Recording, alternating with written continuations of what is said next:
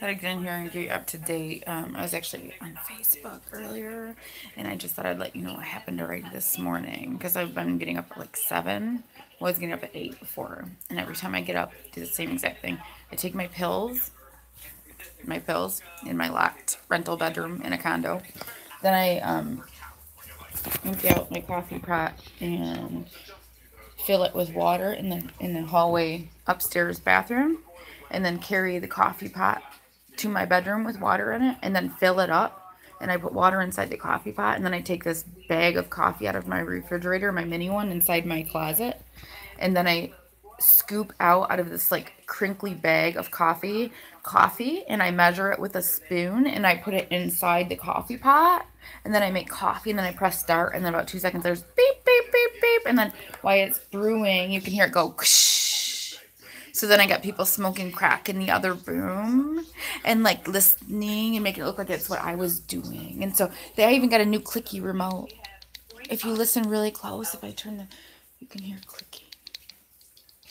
And then when I went and got my fucking food the other day, yes, I had to go all the way to Plainfield to go pick up my supplies because someone stole them. So then they made it look like they got delivered to Plainfield location where Donald Lamoureux and Brian Lamoureux Park is and Megan Lamoureux. And I had to go all the way to fucking Plainfield where they sell crack, I think. I don't know, I've never seen it. And so when I got there, they wanted me to get my supplies not delivered here because he made it look like I don't live here. I just drive here and I'm in Grand Rapids, and he made it look like I'm in Muskegon. And so then his name's not even Ale, but he's calling himself Ale because he wanted everyone to think that my stolen money was going for pills, and he's in the room stealing my money. And so I don't think they get it. I've never been around a crack dealer before. And so all of my medicine that comes in a foil wrapper from Tom and Jerry, they put it in a foil wrapper. I had to open the box when I got to Plainfield because they only put a couple of my supplies in there. I was missing about 90% of them. And so I had to be like, excuse me, those are not my supplies. And she's like, well, I have the rest of it, but the rest of your zero form we're going to have to send to you. And so it was coming in a piece of paper, then I'd open the paper, then I'd get the foil wrapper out of it, and then open it and get my zero form out of it. But this time they just put it in the foil. So then the next day when I was downstairs, I brushed my teeth after I eat lunch with my crack pipe. And so they knew I was going to go wash my plate, and then the doorbell rang, and it was the UPS guy, and he was black. And then I got my package, and it had foil wrappers in it because it was the rest of my zero form. And instead of putting them in the yellow and white paper and open it and then take out the foil, they just disregarded the paper and just sent me the ones just in foil. They opened them all, so it would look like I was opening a package with their fake camera that's illegal in my rental bedroom that I want someone dead for. So it would look like I was opening foil and smoking foil with my toothbrush. So this morning someone just smoked meth or whatever the fuck they do. And so I have to lock my bedroom door, which is why you hear the keys. And so then there's a weird smell. So I was like, get that fuck out of my face, and I'll spray something so that I can walk back to the bathroom again. But it was to make it look like that's what I was doing. So then he decided to take all of my toilet paper off the roll. That way I'd have to change the toilet paper roll. But the thing is I have to pay for the fucking toilet paper that you're stealing off the toilet paper roll. And so I notice when you're doing it because I use it when I go to the bathroom. And so when I went in there to go change the motherfucking toilet paper roll, you wanted me to walk in my bedroom this morning and get a crinkly noise out of my crinkly closet because that's where I keep my crinkly toilet paper at so that you can't steal all of it. So then I only put one roll in there. And now I just put a new one on there, and I had to put it on a drug stick. So when I take the toilet paper roll off the toilet paper holder, it's got a drug stick, and then I empty the cardboard in the garbage and put a new one on. But if you put a fake camera in there, it looks like a drug stick. It's all we do with 7 offices across the country. Let us come meet with you. Call us at 1-800-213-8000.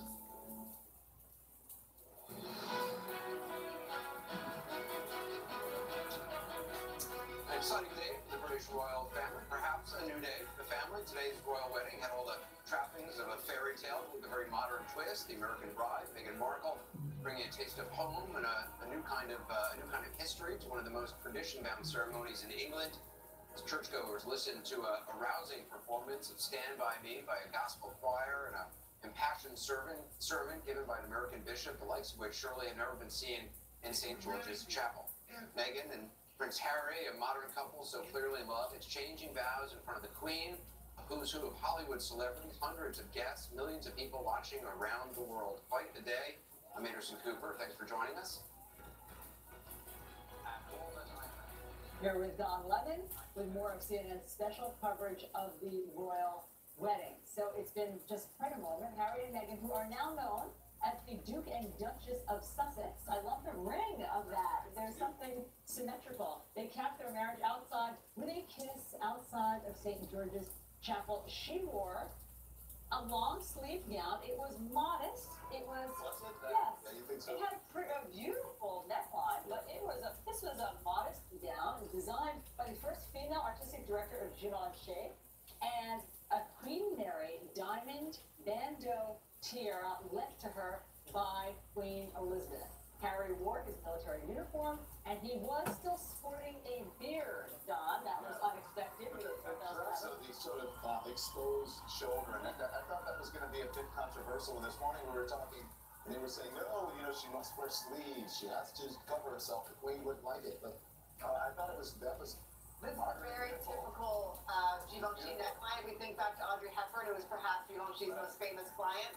A lot of the dresses she wore were this neckline as well. So it's very classic for the house. Oh yes, this has many echoes of Audrey Hepburn, right? Yeah, absolutely. So after the ceremony, the newlyweds rode in that open-air carriage that you saw through the town of Windsor, celebrating their happiness. There were throngs of people lining the streets. Some had been there for days. I saw tents popping up along the route because people wanted to catch a glimpse of them. Yeah. So at this hour, they're attending the first of two receptions. This one hosted by the Queen for about 600 wedding guests. So let's talk about the rest of their lives. How much that cost? 600 wedding guests. Well, exactly. Yeah, all of this wedding, which Richard Press has told me not to get into the price today. But in terms of this, let's start with the moments, okay, that you just saw. There was a very beautiful romantic moment when she first walked down the aisle and she met Prince Harry, and everybody, of course, is reading. Okay, so we looked at her. The very first thing we said was, "You look amazing." Yeah. Well, that's love. That's love. I mean, he only sees one person and one woman, and I thought it was very touching. They held hands nearly throughout the ceremony. They were both holding each other's hands tighter and tighter. As soon as they got into the carriage, they held hands again. It's very bonding. It's very moving. And you know him. I mean, you spent time with him, and you had unprecedented access. So what did you see when you watched Harry's face? I saw him when he went in. I thought he was incredibly tense, and he kept wiping his upper lip with his white glove. And that was because he was sweating with anxiety, I think. Took the white gloves off and he sat down, and he looked very tense to me as he talked to William. But the minute he saw her, you could just feel the relief in his face. And his most happiest moment, I think. I just wondered if it had anything to do with it when he's wearing the military uniform, because the people folks were wondering if he was going to wear a morning suit, but he wore the military uniform. The military uniform of the Blues and Royals, which is the regiment of which he's there. Harry was William also in military. And the interesting thing, of course, we all got totally excited about the beard. Yeah. Because whether or not you can have a beard, you're not supposed to have a beard if you're wearing military uniform, but he is the This is a moment, Richard, sorry to interrupt, where they were holding hands throughout the ceremony. I mean, just very sort of unself-consciously, just holding hands because they wanted to. Well, and that's part of what we were talking about. This is a very, in many ways, a non-traditional ceremony for a royal wedding ceremony, and quite welcome. But in very ways, non-traditional. They held hands. They truly love each other. So, when I say this is not just about the pageantry, this is about love. And so, it's beautiful to talk about the gown and all of that, but these two are two people who love each other. And let's hope they do make a hit. And I think we really do have to talk about what I call the buy one, get one free syndrome. With William and Harry, you'll see a future moment unlike anything we've seen before. It's not like Margaret and Elizabeth. They have a good agreement of act and understanding that Harry will support William. British people are going to have, as I say, buy one, get one free. Yeah, here's the dress. Sorry to interrupt, but this is the moment of the dress reveal. When she got out of the car, speculating for all of these weeks and months, Kate, of what it would look like. Yeah. I mean, listen, the most important part to me of this dress happened to be the veil that had the most personality to Great Britain. There are 53 different flowers imported for the 53 countries of the British monarchy. That felt very personal to England. Otherwise, really clearly, she wanted to be modern, clean, lined. I know some of us were thinking it was going to be beaded or embroidery, or maybe looking for a little more pizzazz. You know, I personally think it's a little plain, but certainly she's maintaining this modern, clean way of dressing. It'll be knocked off like this. Can I ask you, what is it? What about having the first woman in the House of Givenchy? Was that? I think that's important. I think that's a message. I think it's an unusual pick. Let me just say that. Givenchy is classically French. You think of France automatically. It's a lovely gesture to nod to the first woman who's running the house there. However, it is typically French. You know, again, I think there was some thought behind it. This is very easy for other brands to knock off. I think it's sort of going to be copied many, many times. We're going to see this boat neck come back, this three-quarter sleeve. It'll be all the rage next season. I have the lunch menu. Tell us. Yes, we served a selection of canapes, including Scottish langoustine served in smoked salmon, grilled English asparagus, garden beans, heritage tomato and basil tartare with balsamic pearls. Then a selection of bowl foods, including fricasse of free-range chicken with morel mushrooms, pea and mint risotto, and 10-hour slow roasted Windsor pork belly. And there's no eating plans. Everybody has to move down. It's going to be a real challenge if you've got your glass in one hand and the bowl in the other. But is there no sort of seating plan? Is it just so that people can sort of mill around and mingle? That everybody can mix and be friendly. And that's fashionable in the UK at the moment. These small bowls. Is that something new? No? It's been around for about 18 months, 2 years that people have food in bowls. For this sort of event, to basically have a standing buffet. Yes, everyone could talk, but you could mix with Prince Charles. There wasn't just a high table. It was that everyone could mingle. Incredibly new and very important, and really just suggests that the royal family is moving very quickly into this zone of change. I'm also quite interested to see the cake, because apparently it's not going to be the usual cake we're expecting, quite traditional, that we saw with William and Kate. It is going to be in an art installation.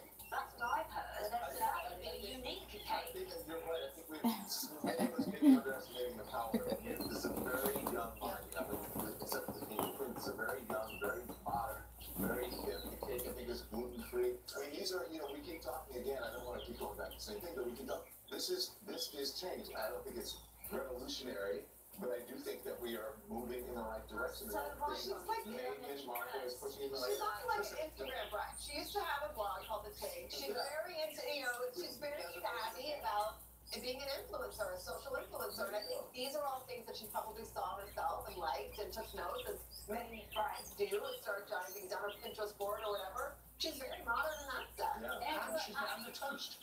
She's going to, we believe, she is going to make a toast herself, which will be the first time, which will be the first time that's happened. Okay, that's trailblazing things. And in that respect, let's talk about the ceremony. I want to know what your thoughts were in terms of the flourishes that we think that Meghan brought. Obviously, we can start with everything from the minister and his I found it a little bit uncomfortable. I've been a royal watcher for a long time. I watch the royal weddings over and over again. And this, to me, was a little bit uncomfortable. I love gospel singing. It's my favourite, actually, type of singing. But I just didn't think it fitted in there. This is a very English place and a very English tradition. See, that's the point. You and I are on the same page. No, that's because we are, I think people are missing the moment. This is a this is the beginning of a revolution worldwide. Listen, I don't think the royal family is going to change overnight, but this is the beginning. Look at this ceremony. This ceremony was basically adapted around Meghan Markle. Everyone else had to adjust to it. I don't think Meghan Markle is concerned about her husband becoming the king or about her ascending to the throne. They don't have that worry and that pressure. So she will be free to be who she is, to talk about policy, to tell people. But they cannot force her. She's going to have her voice. It cannot do that. Maybe with William and Kate, that's a She different won't story. want to upset Prince Harry. But she's already talked about Harry too. She's already said, said things that Mrs. had never said before. Harry can't talk about not direct politics, not what Harry adores his grandmother, but he's not married to his grandmother. No, but I think he does adore his grandmother. He would not want to upset her. I mean, he's he's told me that he hasn't had a career because he wanted to help his grandmother. He's taken over a lot of responsibilities. How would she feel if he went somewhere and she really didn't like how they both did it? I think he's got to wait. All I would say, he doesn't want to upset her. He married a woman of color. All I will say on this question, all I will say on this question of Meghan involving herself in pictures. hang on a second. Yes, but what I will say on this question of Meghan involving herself in policy issues or questions of policy, it is this. Every time a member of the royal family has done so, it has usually ended badly. Because half the people won't agree with you, and then half the people are also paying for the royal family. Let's just look back at Diana. Diana was revolutionary in her time. It did not matter. She did not. She's, to the royal family, she did her thing and became the love of the world. She was adored by the world. But they did get divorced, but she still made her mark. It did not change her. Yeah. But let's launch this, because I want to get back to you, Angela, about what you said was uncomfortable, because I think you can channel the royal family a bit for us. So this is the moment. There was this passionate sermon from this American bishop, Michael Curry. So let's listen to this and watch some of the royal family reaction. Okay, so this is, you don't hear the sound, but you see the reaction. So is there anything we should take from their faces here, Angela, where the bishop was talking in this passionate way that was unusual for a royal wedding? I thought Kate looked as if she was holding herself back. I thought the Queen, you can never tell because she's got the most incredible mask. She doesn't believe in revealing emotions in public, and it's all stiff upper lip and duty. I didn't mind that, actually. You might be surprised. I thought that worked, and I think a bit of passion around religion is a good thing. So I was very happy with that. And I thought it showed both their interest in doing this in a sort of religious way. Yeah, I thought it was a bit uncomfortable, but spectacularly uncomfortable in a good way. You saw some emotion that we don't usually see from the royal family. It made people, it sort of put people on the edge. You didn't know where he was going to go. I loved it. I want to get all of you about the Nick Watt was watching from his vantage point there. Nick, what were your thoughts there with the crowd? Well, I'm going to agree with Angela that I thought the bishop was fantastic. I'm going to respectfully but very, very strongly disagree with her. I thought the choir was also fantastic. There was something that Bonnie Greer said immediately after the service that really struck me.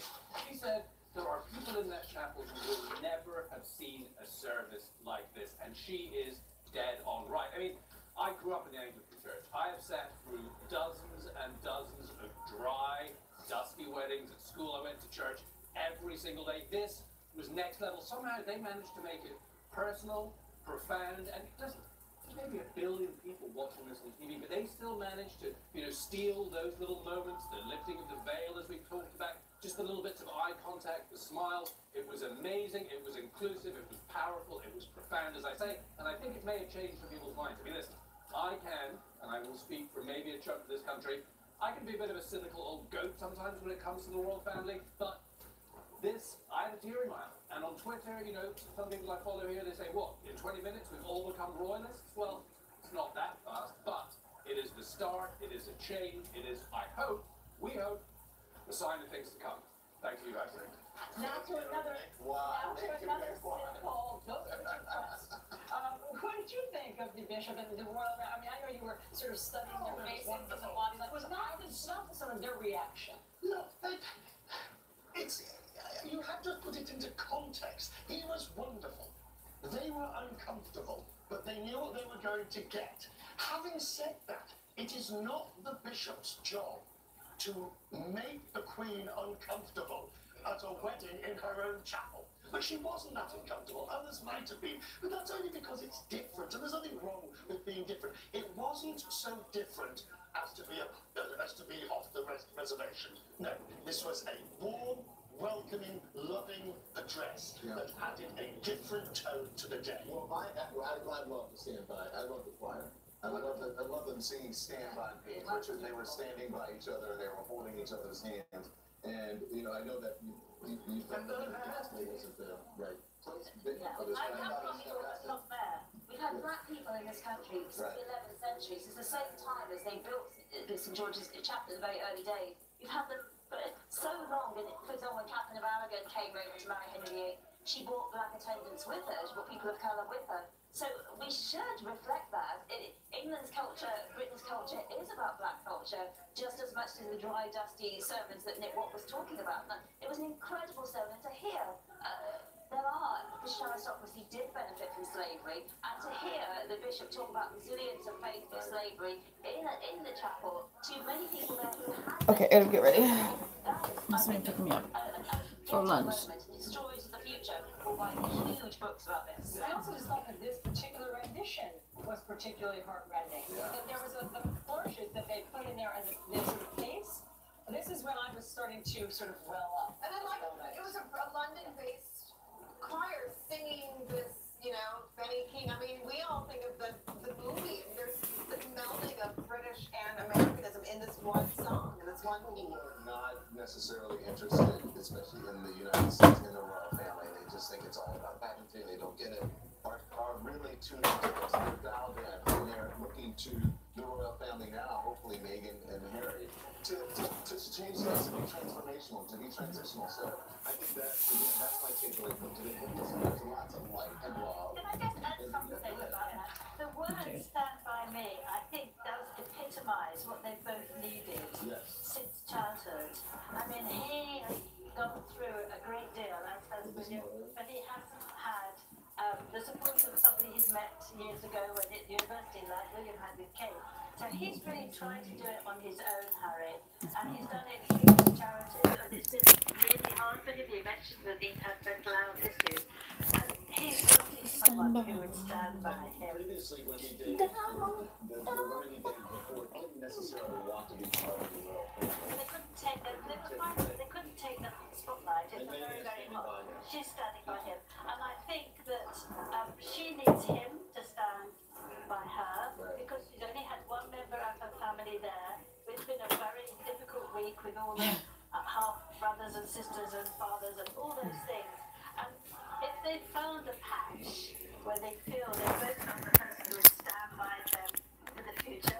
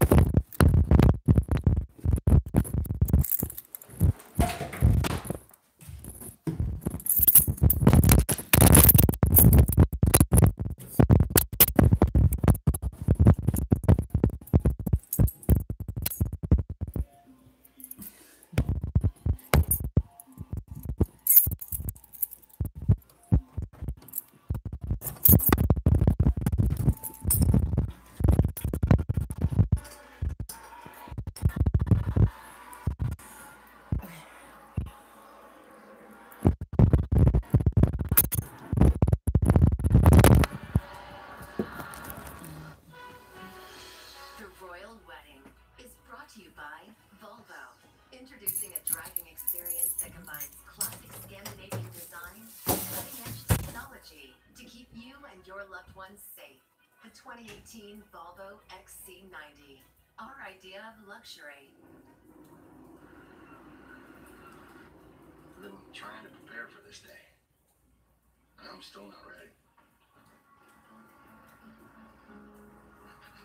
The reason I'm telling you this is that there will be moments in your life that you'll never be ready for.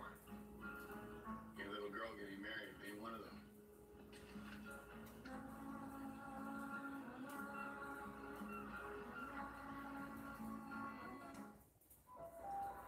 The more you travel, the more your well-being can get left behind. But there's a place that doesn't come with that compromise. A place designed to help you be your best.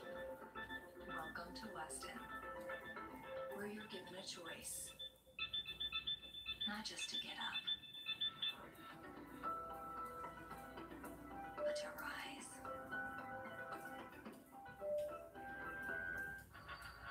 What's the value of capital? What's critical thinking worth? A basketball costs $14. What's team spirit worth? What's it worth to talk to your mom? What's the value of a walk in the woods? The value of capital is to create not just wealth, but things that matter. Morgan Stanley. Or the next United States of America.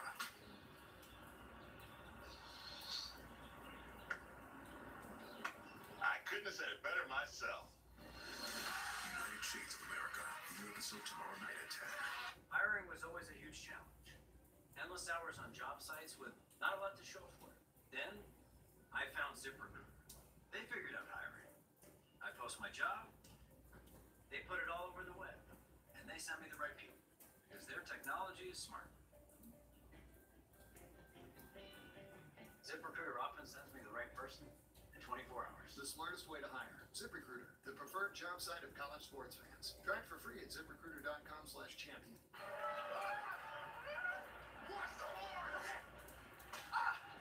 What you don't see can hurt you.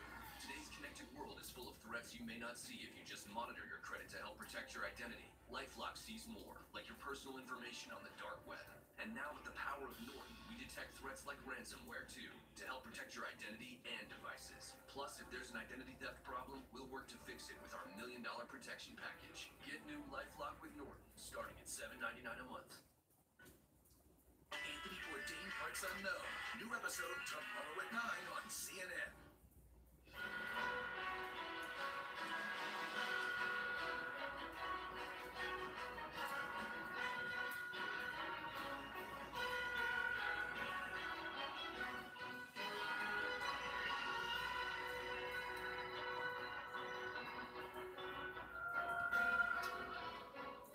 Prince Charles walking Meghan Markle down the aisle right before, and there's Prince Harry getting his first glimpse at his future bride.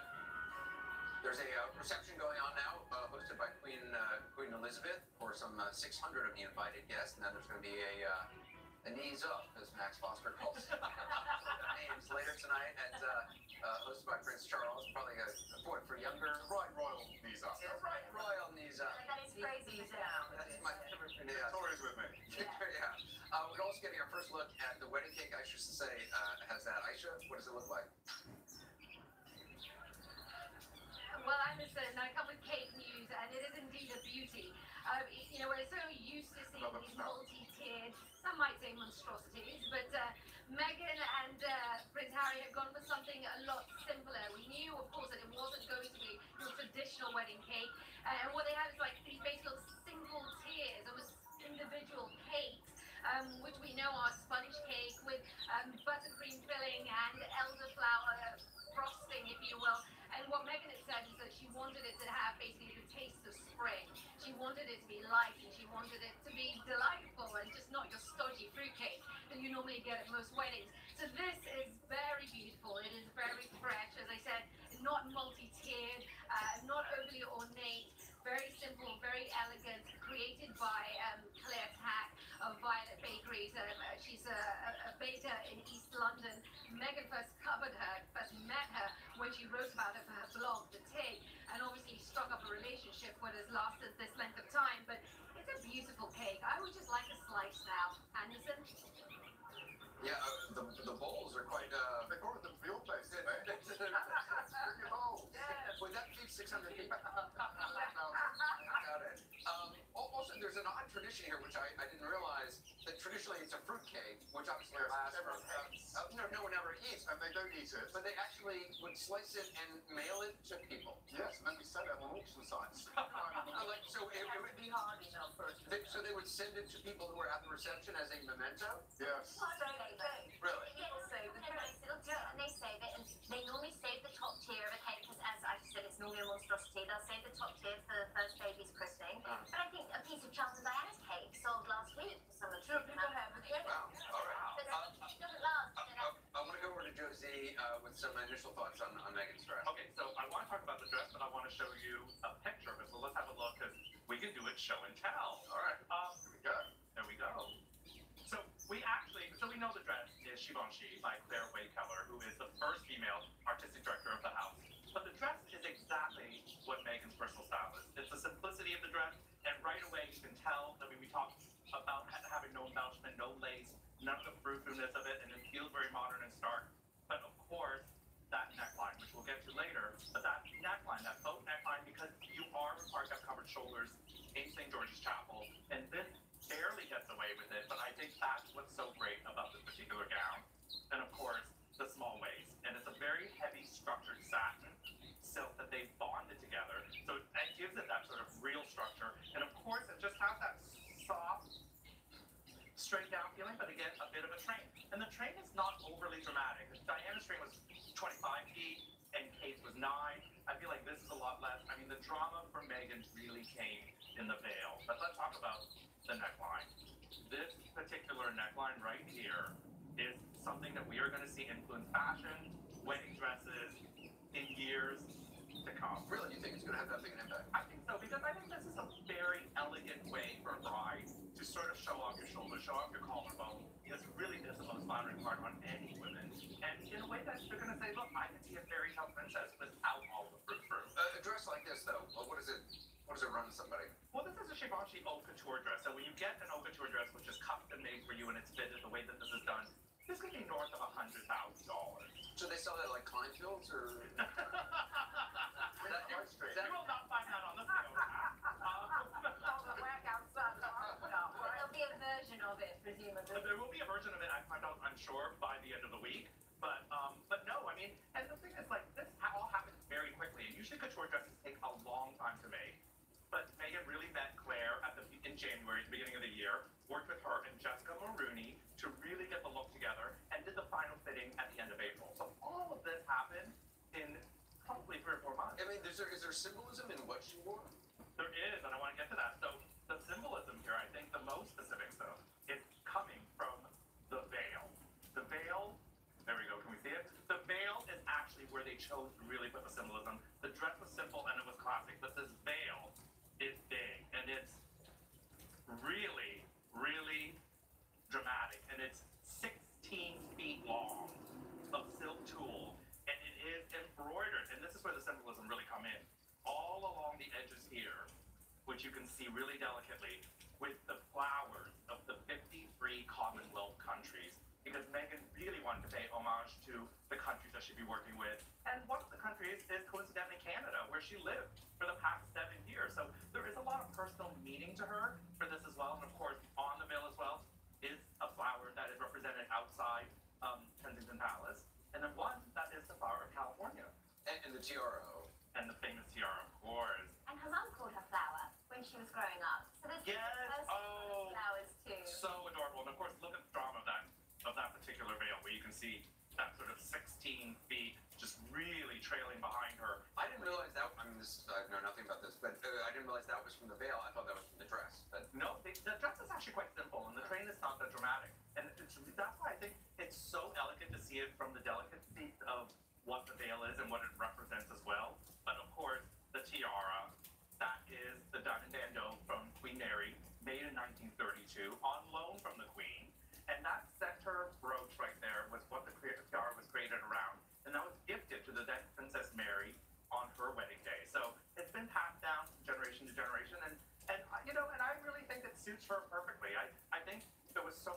speculation about the Spencer tiara and all of those different ones, and I think those were too big for her. She's a petite girl, and I feel like this frames her face perfectly. So That's really interesting, Joe. I think that's amazing. You also, I think, have a side by side where you can compare it to Kate and Princess Diana's dress.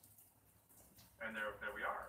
So you can see the simplicity of what Meghan's dress looks like and what her big moment is next to Kate and next to Diana, certainly. I think Diana's is very emblematic of the 80s. In Even a way. Kate was so much bigger. Absolutely. Everything about the 80s is this big.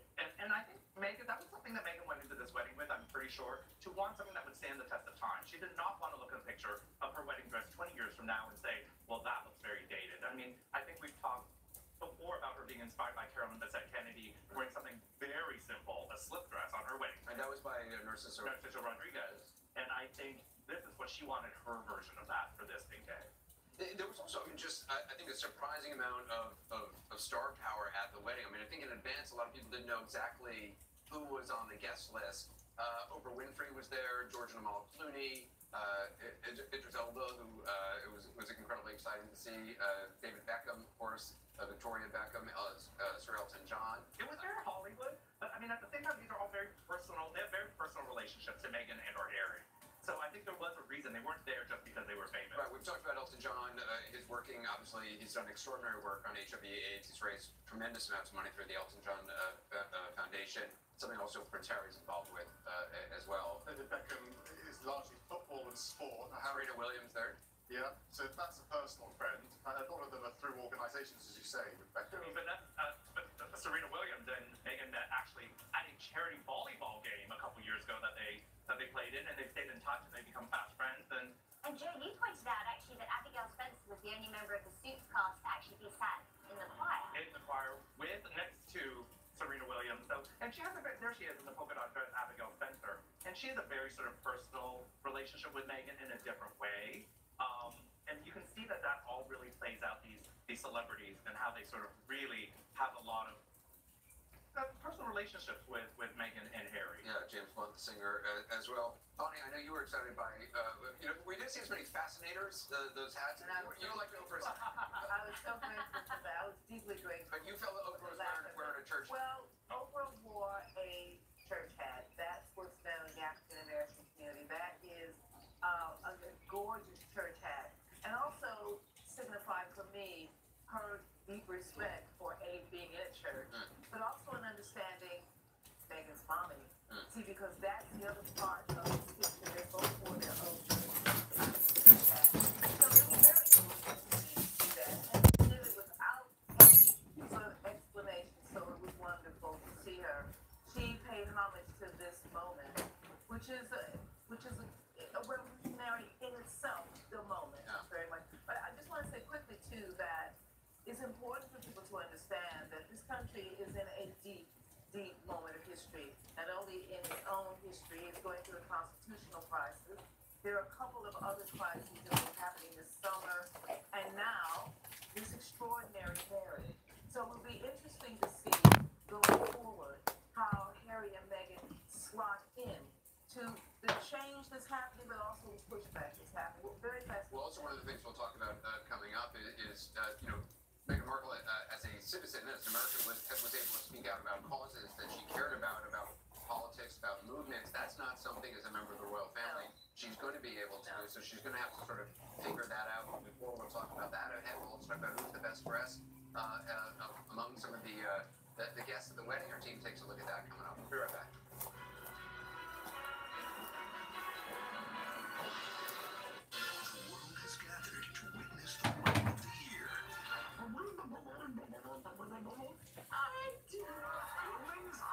What's the difference? On July 13th, girls, plan the menu. Set the guest list. This is Bob. Say hi, Bob. Hi, Bob.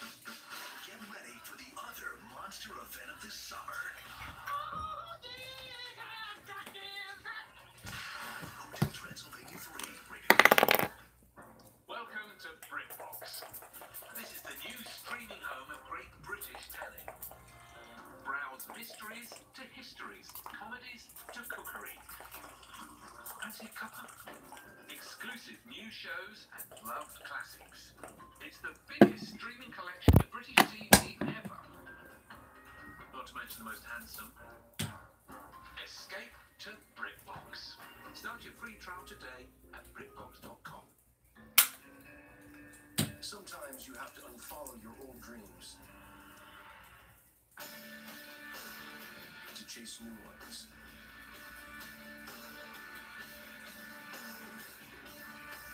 This is for the drivers, the ones who do more than defy rules, they change them. This is for the unfollowers.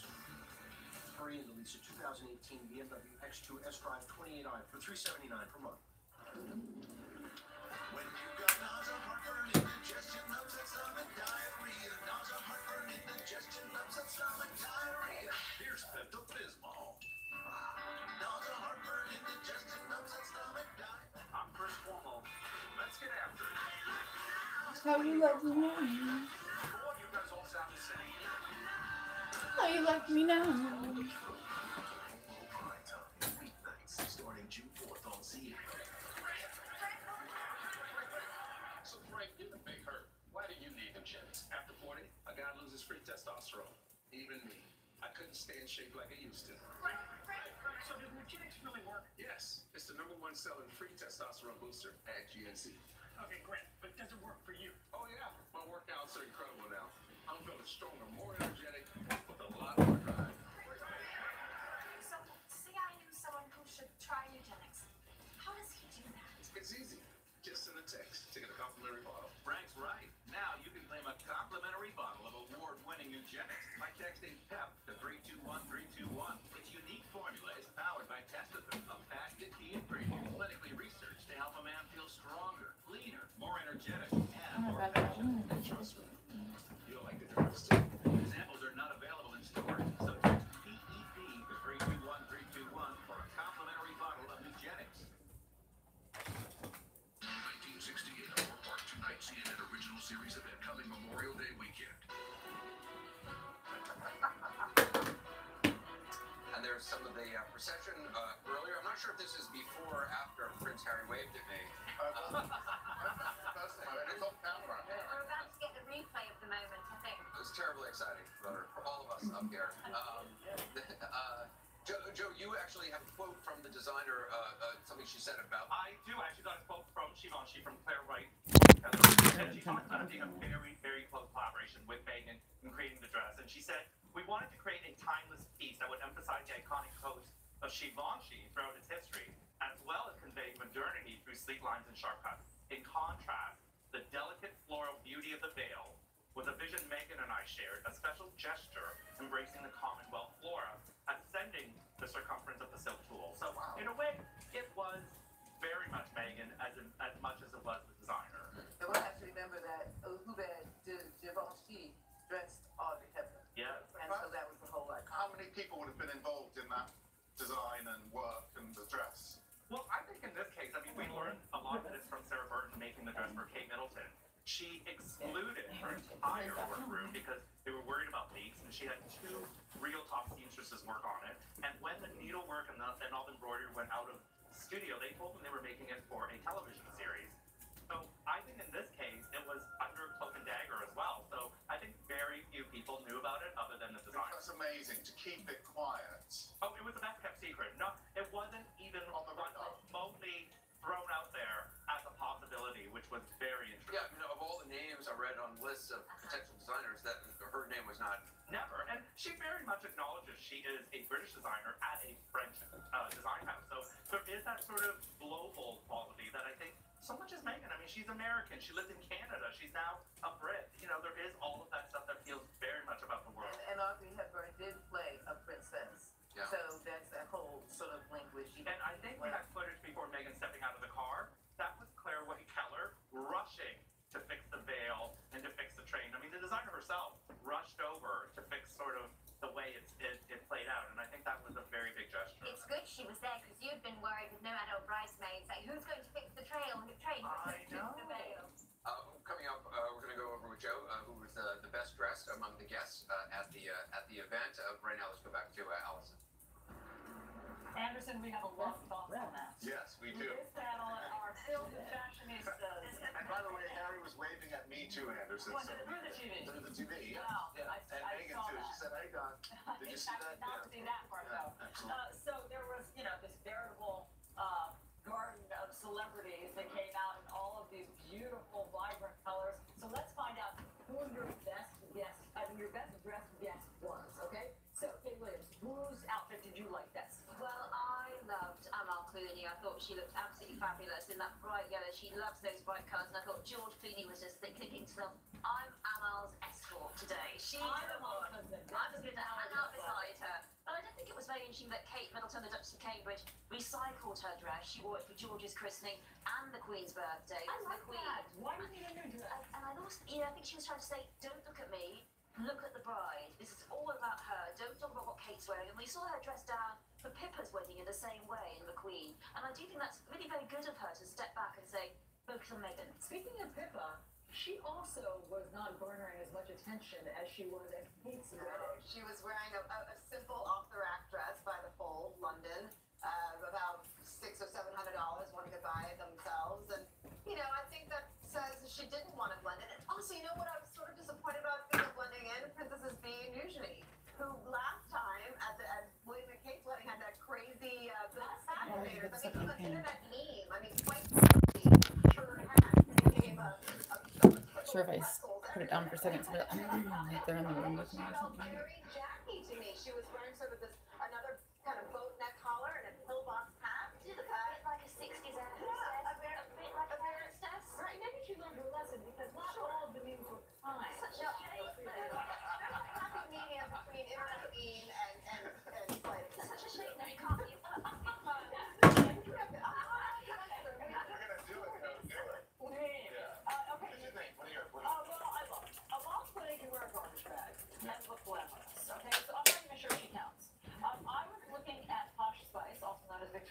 So he's gonna wear this one, but there is a gentamicin stain on it. Great, in that sort of lavender, I guess, lilac. So she looked lovely. I liked Quite a few of those when they decided to make it look like you know her, Victoria Beckham, as she I think prefers to be called. And then Serena Williams had on a beautiful dress as well. What did you think, Don? I think, well, two things. The bride, obviously, you know, was the most beautiful, so I looked at her. But I think I love Oprah's hat. I love Camilla's hat.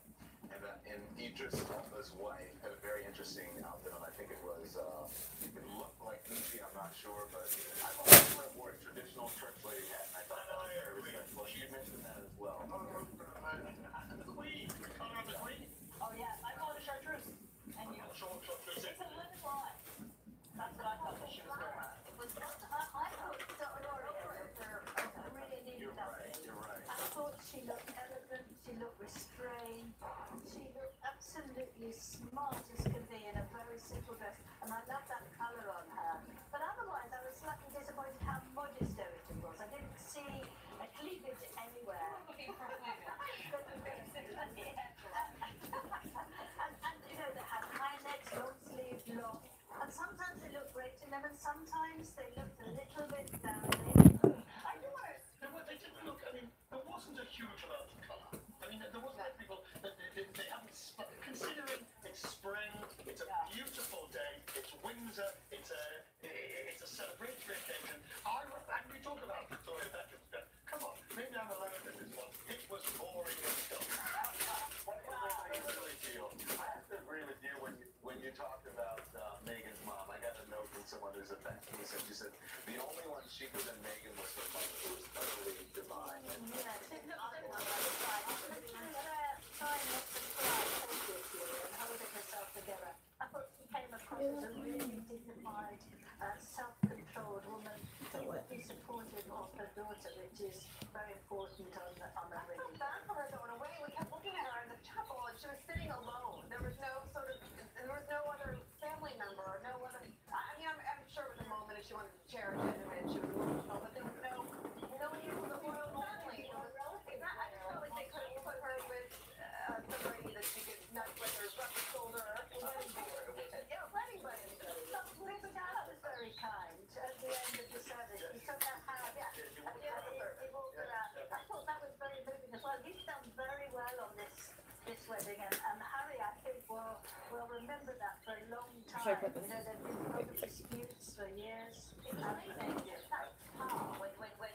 Charles brought Meghan That to too, yeah. I think that's a big change in the royal family. I think they've done. I think that's a big change in the royal family, that the older generation and the younger one are bonding together now, forgiving the past and moving on. It's like the beginning of a new chapter. Yeah, well, we all agree. Moment. I think the mom, though, is an out-of-body experience to see her daughter, a true princess at this moment.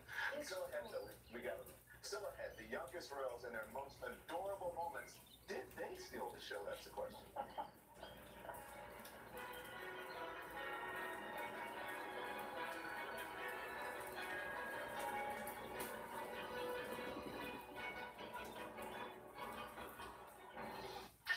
Hey, I'm curious about your social security alerts. Oh, we'll alert you if we find your social security number on any one of thousands of risky sites. So you'll be in the know. Oh, being in the know is very good. Sign up online for free. Discover Social Security alerts. For your wedding, you want to put on your best self. Part of that is your smile. My bottom teeth were a struggle for me. Having that perfect smile by the time that we get married. At Smile Direct Club, we believe everyone deserves a smile they'll love. That's why for 60% less than braces, we send invisible aligners directly to you. We straighten most smiles in an average of 6 months. We didn't have to make any appointments. It was a pretty cool process. Just having that beautiful smile is really special.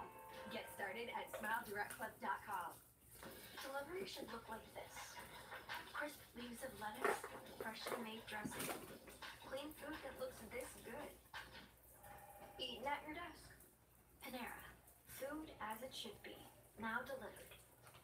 Running a business means I can't waste time, especially when I'm hiring. I used to pore over resumes, but now I post my jobs on Indeed. Their screening questions help me get to my short list. People with the qualifications I need, like 5 years experience. All saving me time that I get to put back into running my business. Hiring's better when you've got your short list. Learn how screening questions can save you time when you post your job on Indeed. Prince Harry and Meghan Markle, their untold stories. My death and Diana destabilized him. Meghan struggled a lot with what she thought of herself. The Meghan and Harry love story is a terrific story. All Royal Match, today at 10. You thought that bandage would protect me?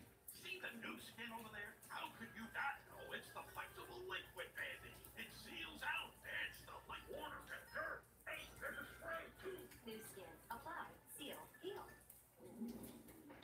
When you've got nausea, heartburn, indigestion, upset stomach, diarrhea. Nausea, heartburn, indigestion, upset stomach, diarrhea. Here's Pepto-Bismol. Nausea, heartburn, indigestion, upset stomach. Home. The place where you create those special moments. We celebrate the home and the way you live in it. At 3-Day Blinds, we help you create that special place.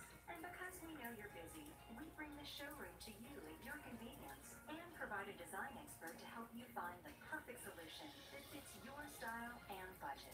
3-Day Blinds. You'll love the treatment. To schedule your free in-home design consultation and free installation, go to 3dayblinds.com. Anthony Bourdain Parks Unknown on media tomorrow at 9 on CNN. Closed captioning brought to you by Garlic, cholesterol's natural enemy. My cholesterol is borderline. I can worry about it or do something about it. Garlic helps maintain healthy cholesterol naturally, and it's odor-free, and pharmacists recommend it. Garlic.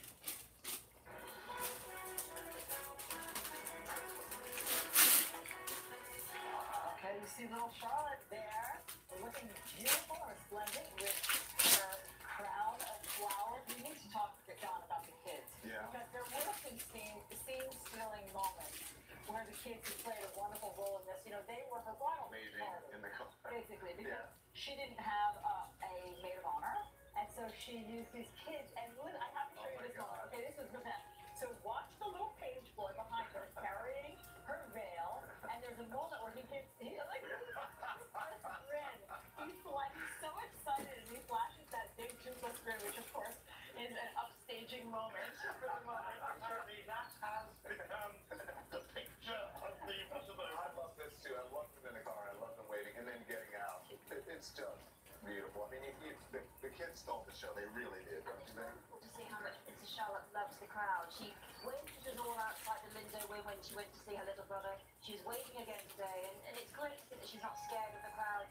They all seem completely thrilled to be there, and absolutely delighted, not scared as to what's been in the past. Astonished that it behaved so well, you know? You think All under 7, 10 children under 7. amazing. You took the words Right. out of my mouth. Usually kids are, you get kind of hit this around down the aisle. They're a bit bashful and shy. But these kids were not. These are godkids too. Do you remember Harry and Meghan are very close to these children? Meghan is godmother to several of them, and Harry is godfather to several of them too. So I would imagine there was a comfort there with the kids that came through. See, that moment of them walking up the stairs, the children with the mothers holding their hands, corralling them into the posse to walk down. Look at that. That's a beautiful You know, shot. that shows it was a family wedding. Yes. At the end of the day, that shows it was not a stage occasion. I can't, like, put my heel right. I walk like this. It's just, like, stuck like that, so it's, like, pulling upwards, so it made my heel upwards. Doing those exercises I'm trying to, so it goes back down. And it was mothers this time, which really, I think, reflects Meghan's strong female friendships, her respect for the Duchess of Cambridge.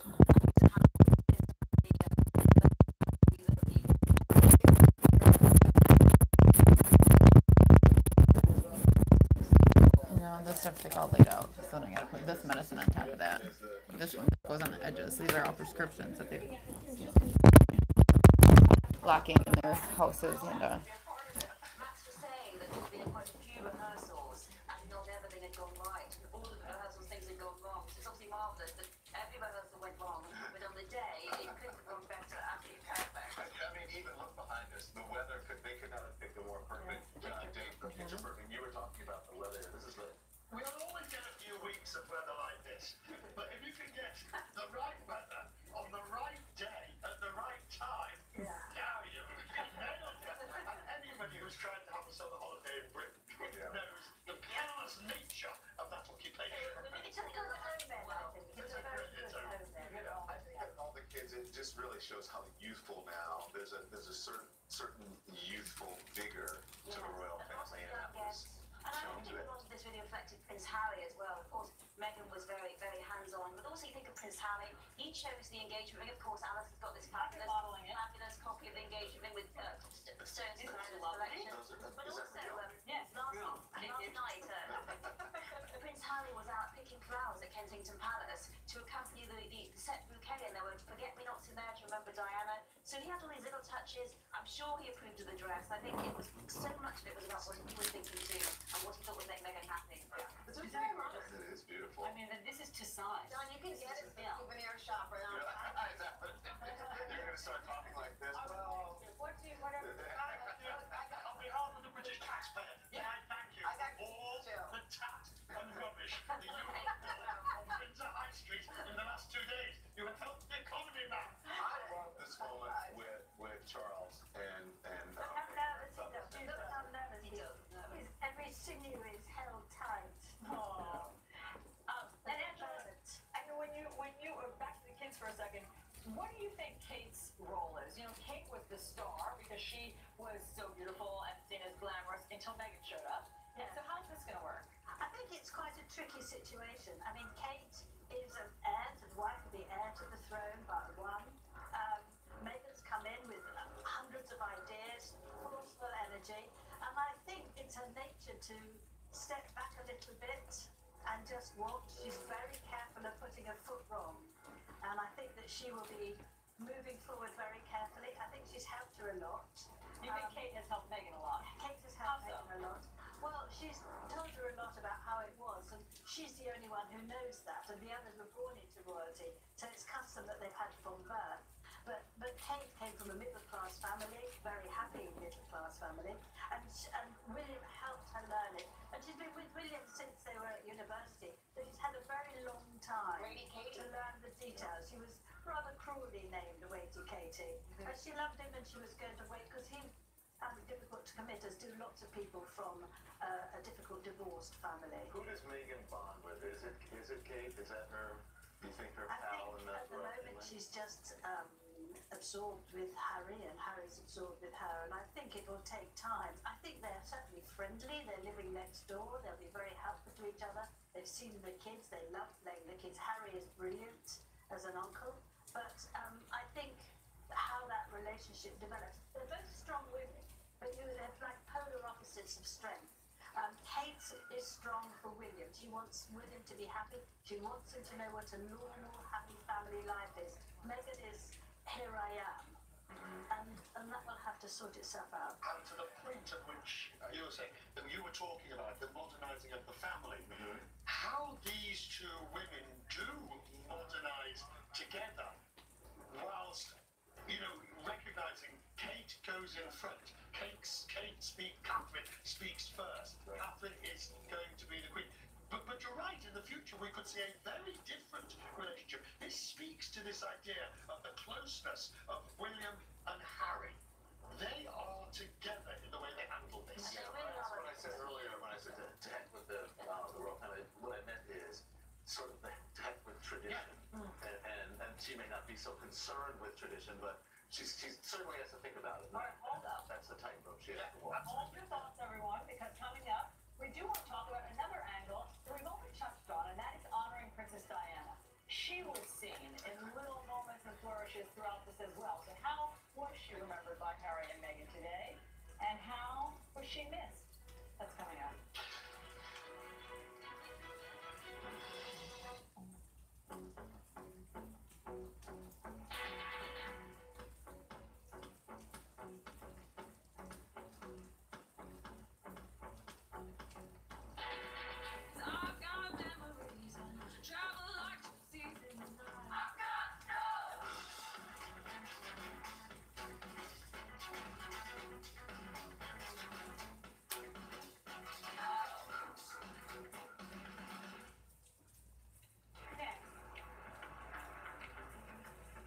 Is your name really Crispy Bacon? Crispy Bacon. Getting judged on your name is tough. At Overstock.com, our name makes people think we sell overstocked goods. But it's actually everything you see here. Overstock has beautiful new furniture and the latest in home trends, all at Overstock prices. So check us out. Judge for yourself. This is nice.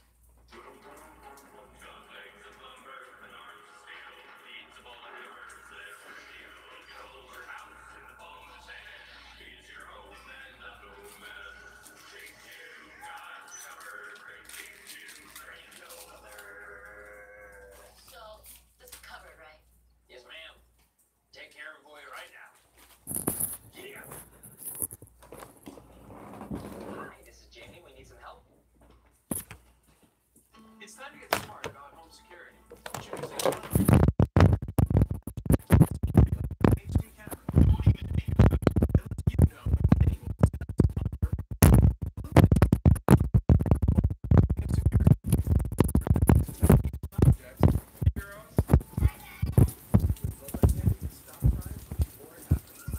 Protecting your home has never been easier. Now that's security in a whole new light. Available at ring.com.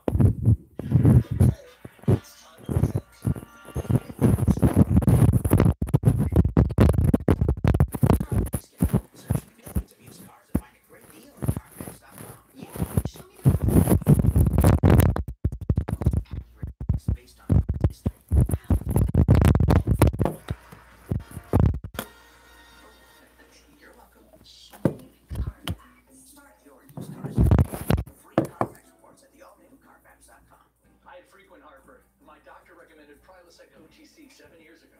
5 years ago. Last week. Just one pill each morning. 24 hours and zero heartburn. It's been the #1 doctor recommended brand for 10 straight years, and it's still recommended today. Use as directed.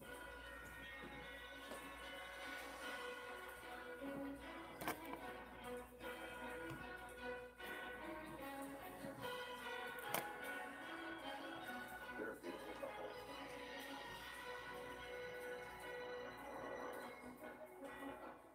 Wow.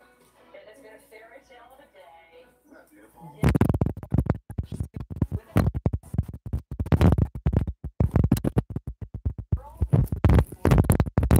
Prince and his American bride. This was on the west steps of Windsor Castle, St. George's Chapel. It's been a beautiful picture, perfect day.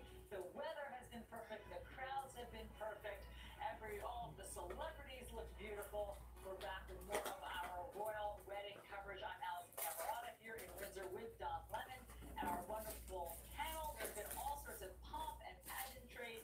There's been romance. There's been fantastic fashions. But of course, this royal wedding has not been quite like others that we've seen. It's to an American actress, Meghan Markle. Yeah, she put her stamp on this historic celebration. Also, elements of her own heritage, put in an African-American sensibility to one of the most royal British traditions here. Yes, and there's a lot more to talk about as we focus on the highlights of this spectacular event.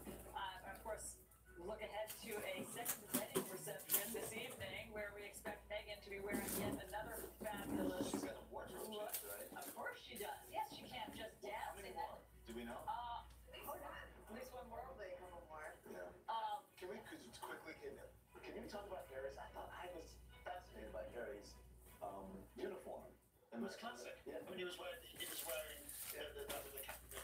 blues and rot of the yeah. I mean, it was either uniform or morning suit, and they obviously, out of their great respect, went for uniforms. Yeah.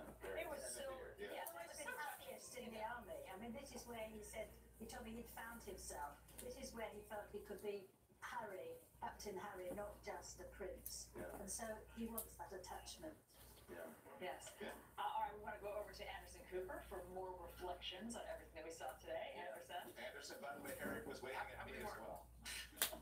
Yeah, I'm not even watching the way around. How more outfit changes do y'all have? Huh? I got two. This is my second. I got one more. Yeah. All right. So did you get them there? Yeah, I saw No, that. sugar. Yeah. No, I'm about done. I'm gonna go to my pajamas and go to sleep. I'm invited to the knees up tonight. Let's talk about what we saw during the. There's been so much talk, obviously, about Princess Diana, her legacy, the impact her death had on Prince Harry and Prince William, particularly on Prince Harry, and really the difficulties he had after that. There were a number of touches and references to Diana today at the ceremony.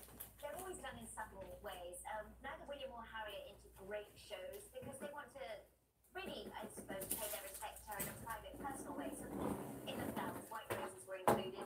Last year, the 20th anniversary of Diana's death, there was the Central Garden at Kensington Palace, all with white flowers, white roses, which were Diana's favourite. Guide Me, O Thou Great Redeemer was one of her favourite hymns. It was played, it was sung at her funeral and also at William Kate's wedding. And then we saw, obviously, Diana's sister, Lady Jane Fellows. She's married to Lord Fellows, who was the Queen's private secretary, and Jane was a really wonderful bridge between Diana and the palace during that difficult period, the War of the Waleses. She was able to kind of offer just some calm and some perspective, I suppose. Diana's brother, Earl Spencer. Earl Spencer. Earl Spencer.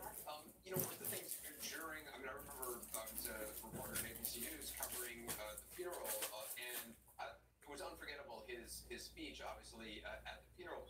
He talked about having a hand in the upbringing, in the future upbringing of Prince Harry and Prince William. Did that side of the family actually really have much of a hand, or were they sort of isolated by the Queen?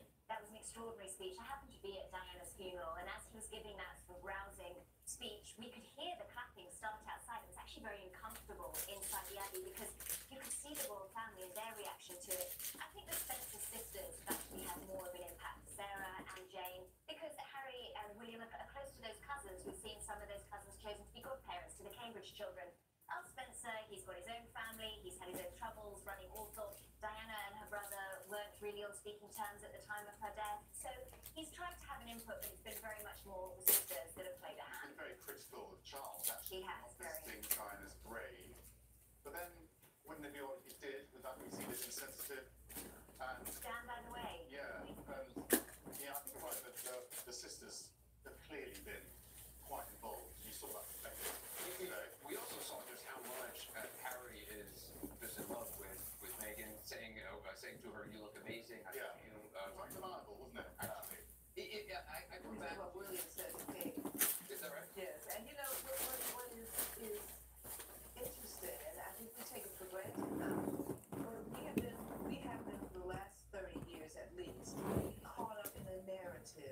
not of our own community, but of this great family, this old family, and their internal troubles, so that we think in a way that we know who they are. We don't know who they are. We can have an idea of who they are, but part of what they wanted to do and what they've done as part of this narrative is allow us to think that we know. And President has actually mentioned that. Exactly, and he has said openly, Harry said, you don't know anything about my relationship with my brother, you don't know anything about my relationship with my sister-in-law, Catherine.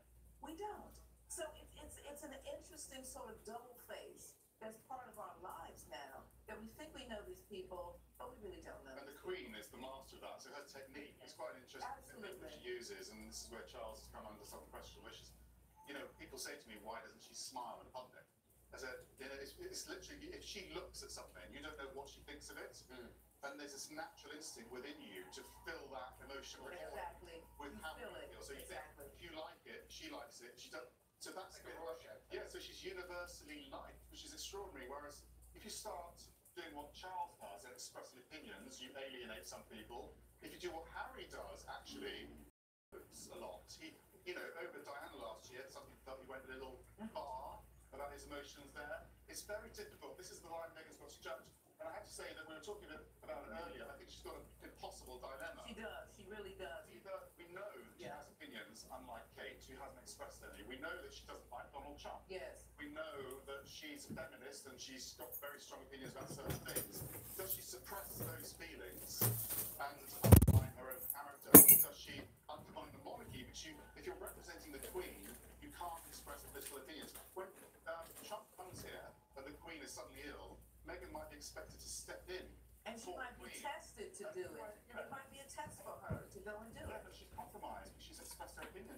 Well, you know, I think it's really important to say to an international audience, this family exists because the British people want them to. They have no rights. They have nothing but their own property, whatever. The British people have chosen that this family remains in the place that they are. And you cannot marry without the permission of the Commonwealth.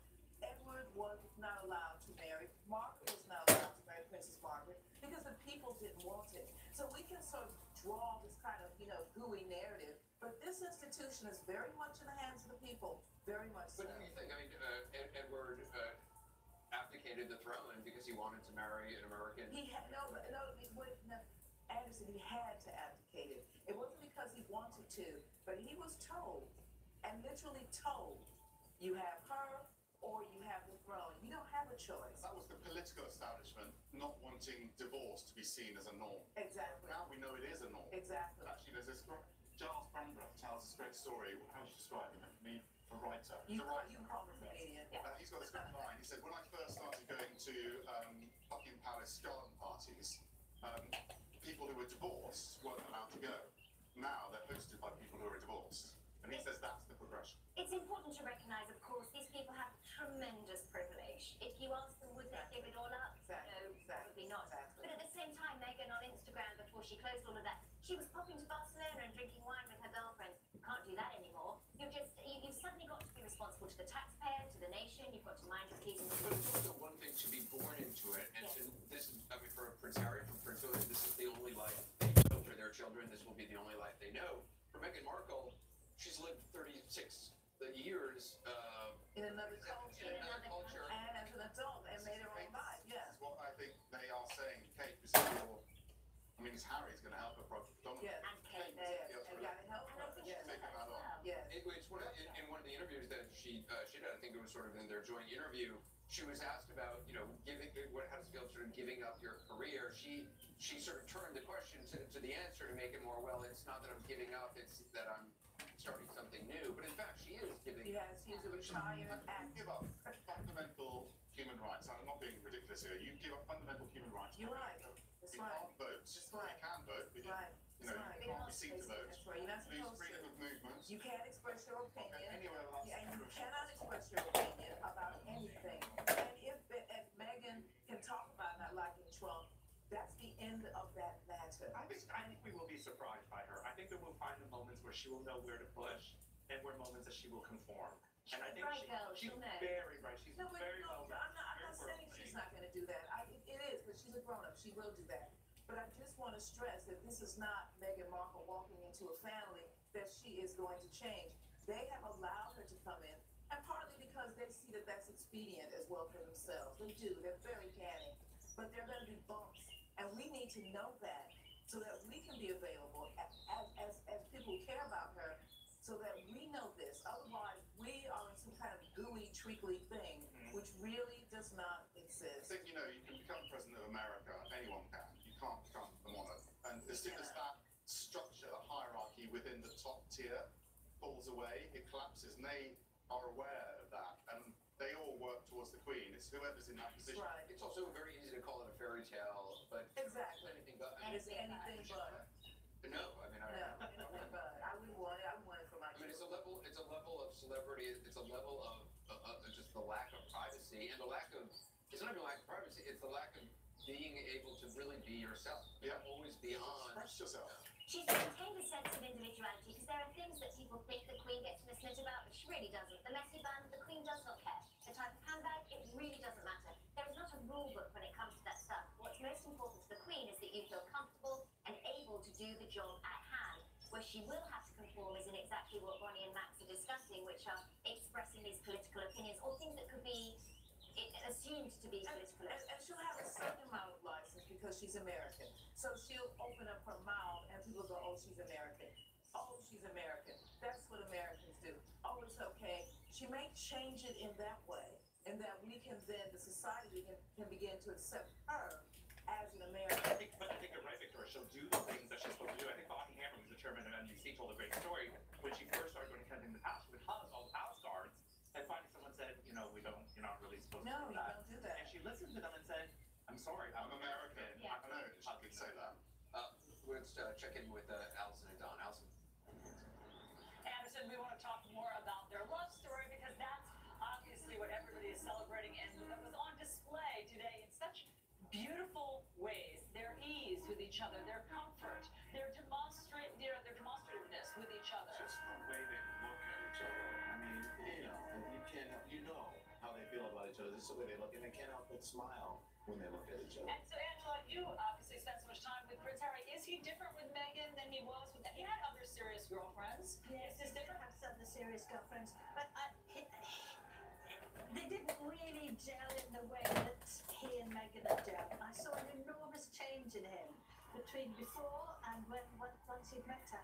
His face softened, he was laughing, he didn't take things so irritably. He's got a sort of, he's very positive, charismatic, intuitive, all these things that he's inherited from his mother.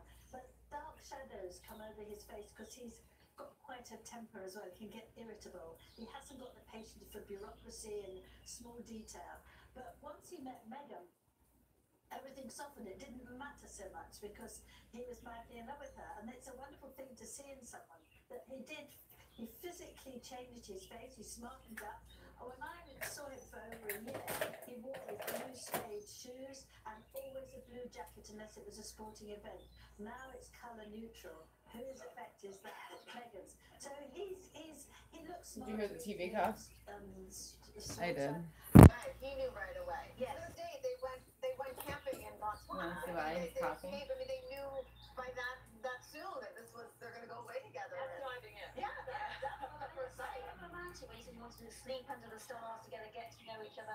And when you read about their first date, it was a setup. It was set up by a friend. But she was sitting in the room and he walked in and thought, wow. And it clearly was love at first sight. And they're just as much in love now. I mean, the romance that we saw together. I hear that some people are texting their husbands saying, now I'm annoyed at you. Why don't you love me? We're talking about the moments here, and you brought up a very good point earlier. One of the moments is beautiful when he lifted her veil. Oh, yeah. You said that is terrible. That's the scariest moment, I think, for any groom when you have to actually deal with this thing. And if they're going to snag on the tiara, they're going to wreck her hair. Am I going to mess this? Is she going to be mad at me? I mean, that had to be really terrible. And he handled it, listen, he handled it beautifully. It was But you're also very close, face to face. Right. So you can't look around to stop yourself crying.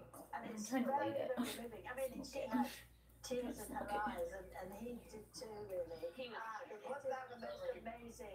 It's the most amazing thing to look at somebody you love like that so close. You did a really good job of doing it all today. As soon as I get rid of my eyeliner, I'm gonna want Don't be millions watching them do it. Yes, it was very The intimacy between them, the looks that we saw while they were waiting for the service to begin, during the service, the looks that Charles gave to So Dora. if they wrap my eyeliner, it'll look like I don't do drugs anymore. They ignored the rest of us, which is how it should be. Listen, you know, as we were watching her in the carriage, and she's, you know, waving, she's like, oh, can you imagine? Let's think about this.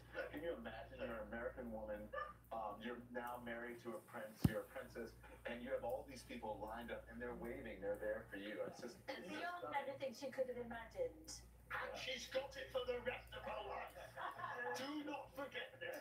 She cannot pop down to M&S to buy a curry. Look at her. You know, there was a story written recently about the symmetry in terms of their age and their lives, and that Doria Ragland, her mom, Meghan's mom, was pregnant watching the royal wedding of Prince Charles and Princess Diana, pregnant with Meghan, and could never have imagined that day in this world away from where she was in Los Angeles that her child, her baby, would grow up and marry their son. What is also very interesting is that Meghan's 36, starting this whole new chapter, and Diana died at 36.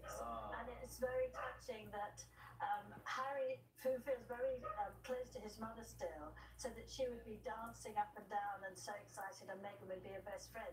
And it struck me that actually he's freeze-framed her, as you do for someone who dies too young, and that he sees her still as how she was. And that's also that he felt that she would be here for him. She sorted out the sunshine. Very moving. Very moving. I noticed that on my biographic business, we have the bookies and the bet makers on one of the questions. I mean, I lost on the Queen's dress, I lost on Meghan, I lost on everything else. But I've still got hope. I've still got hope. When will the first child? Well, when? Yes, 19, 20, 20, 21. Because there was a moment where they mentioned Did you know it's in doing the drugs? ceremony they mentioned You must shut up. Better quit children. makeup. And she smiled. What's And that I mean? said, Oh, this delicious coffee. He even met Meghan that he wanted to do that when he was single a couple of years ago in an interview. He said, listen, everything's a process, but I would have kids tomorrow if I could. If you empty the container out, like, it wouldn't matter that I just bought it. Then it would totally look like it's a drug container. Oh my god. You must have to break in my fucking locked rental bedroom and destruct my property. An engagement interview. They were asked about children. Michelle asked about children, and they were saying they want to start a family. They want to work together because they see themselves as a team, and I think they see themselves as a family team as well. That the children will start backing up their work as well, and they'll be wonderful parents. Just look at Meghan with those children, and I hope, of course, as a red-haired woman, that they will have lots and lots of ginger children. So weird though. Then I'm like, totally have to go buy another one. Then it totally looks like I'm going to buy drugs, and I totally don't give a fuck. You know, this child of color coming to the family, youthful again, modern. It's going to be amazing. However, stop or at least put back all the things they want to do, because you never know as a woman what sort of pregnancy you're going to have or how you're going to feel to your child, and you might actually want to put off changing the world for your family. I think it's important what Don was saying. This child is going to be seventh in line to the throne, and if everyone abdicates in front of them, which could happen, we've seen strange things happen, this could be our first monarch of colour. That is very significant. Yeah. Wow. All right. On that note, And we know the baby's going to be beautiful because look at I can't stop looking at them. They're so attractive. I cannot take my eyes off of them. boy or girl. That's the thing. Doesn't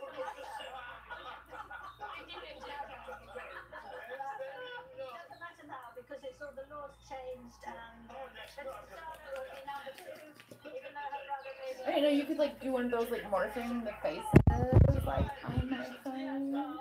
You know, like drop framing, face morphing. You could do stuff like In their fashion sense, Duchess Kate was a star at the last wedding. Did she dress to impress today? How about Pippa Middleton? Oh, Pippa. I can't help but say that in a British accent. Pippa.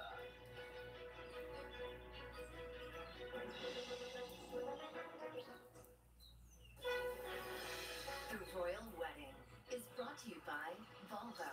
Introducing a driving experience that combines classic Scandinavian design and cutting cutting-edge technology to keep you and your loved ones safe. The 2018 Volvo XC90, our idea of luxury. I've been trying to prepare for this day.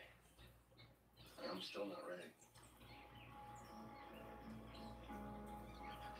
The reason I'm telling you this is that there will be moments in your life that you'll never be ready for.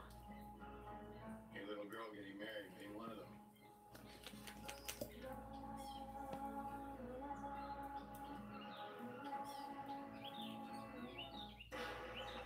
Prepare for your demise, Mr. Bennington.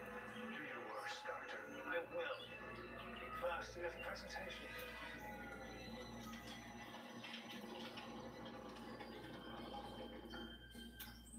Hijacking Earth's geothermal energy supply. Phase 1. Choosing right drill bit. As long as evil villains reveal their plans, you can count on Geico saving folks money. 15 minutes could save you 15% or more on car insurance.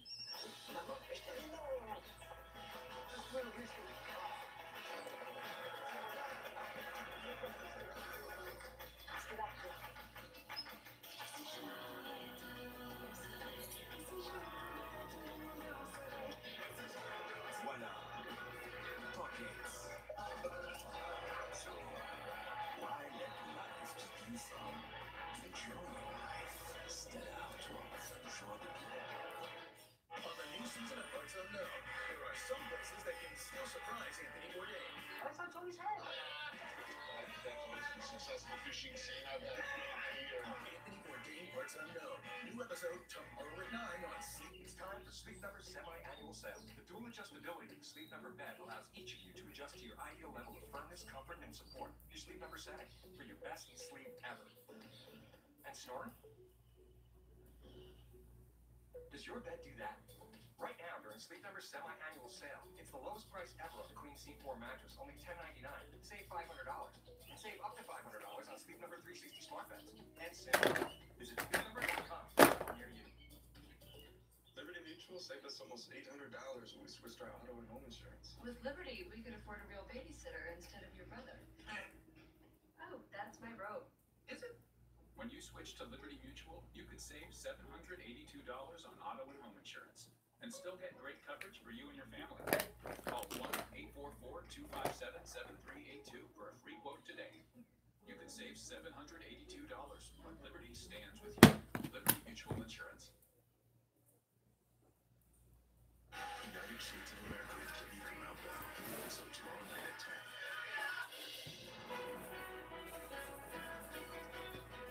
Back now, looking at some of the arrivals of the guests. Were Jamal Clooney there, David Beckham, Victoria Beckham, Serena Williams, her husband. A lot of great outfits.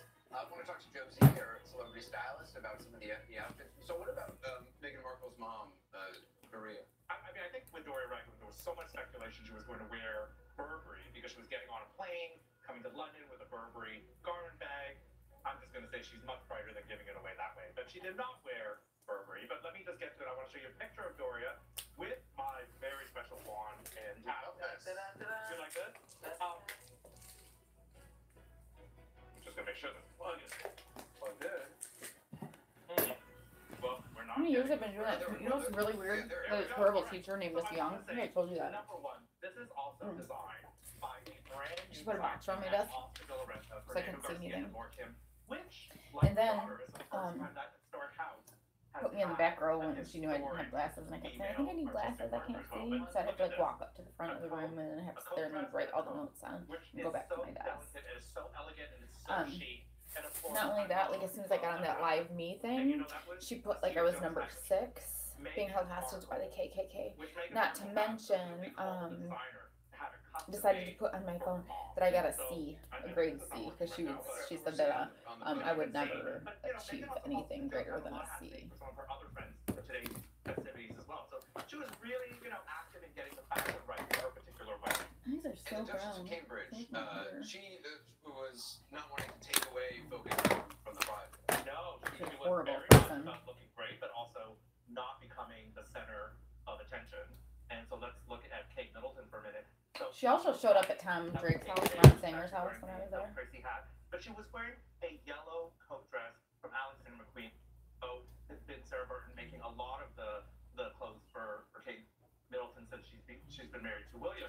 She's re-wearing that?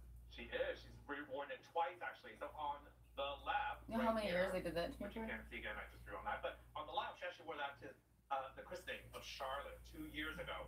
And recently she wore it again to the Queen's birthday. So it very much, the Duchess of Cambridge can shop her closet. It is very much the trend. Weird thing is, as soon as I take off from here and like halfway down the street, my real internet will come Is that what on. their apartment is? That's My real data.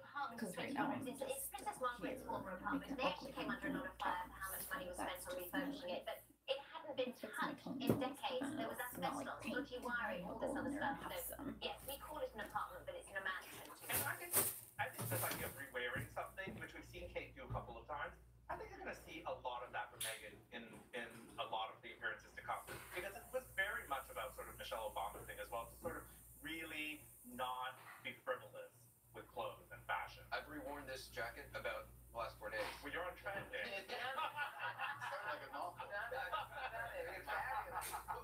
What do we know about the relationship between Meghan Markle and Kate?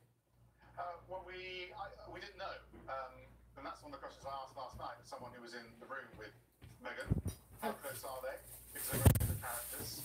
Kate's Now very he's like cooking conservative, something in Meghan's a very fucking charcoal charismatic grill. and vivacious, Smells like a loaf of meat. Their constellation. But as I was told, only Kate understands what Meghan's going through. She's being very sympathetic. They live next door. They work very closely to each other. And yet Kate, I mean, had many years with William, with Prince William, Absolutely. to sort of understand what was married life You're right to point that out. what royal life was going to be like. I keep coming back to the fact that, Prince Harry and Meghan Markle, they basically had, I think it was a lunch date or something at Soho House, and the next day they had another date, and then they didn't see each other for, I think, about a month, and then they went off to Botswana for 5 days, and so they had a 5-month...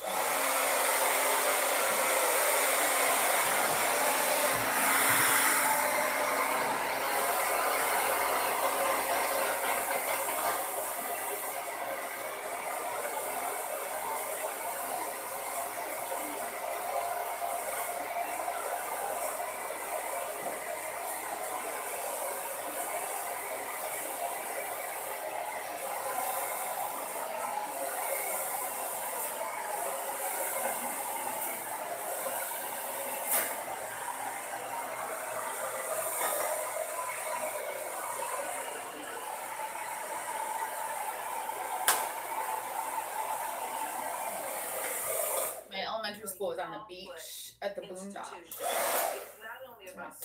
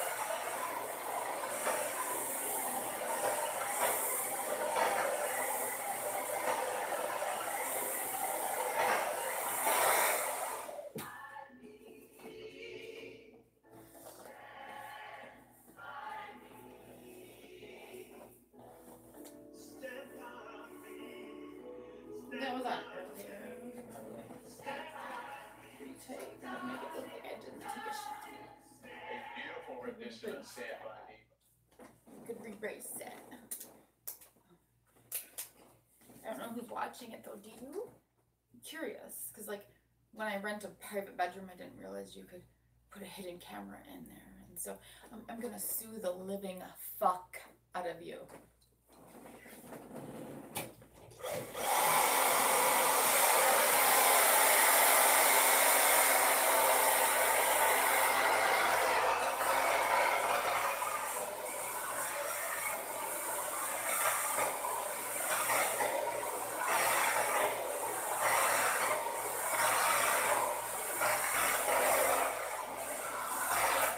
I think if you like open and close the door like really quick, you can make it look like you're coming out of my bedroom. What do you think? I think if I put it at this angle, Tom, it'll look like I'm a prostitute. Don't you think? If you could make it look like I was sleeping with you, it'll look like that's why I broke in your room. It'll look like that's how I changed all your paperwork around from the lawsuit you won. It'll look like that's how I got in your house. Oh yeah, I was like wondering, does Dell have anything to do with it? You know, the computer system Dell? Because I sure got everything hacked in my location and my GPS hacked. And hidden cameras put in my room so they could also hear what the fuck was going on. So they could make it worse for me.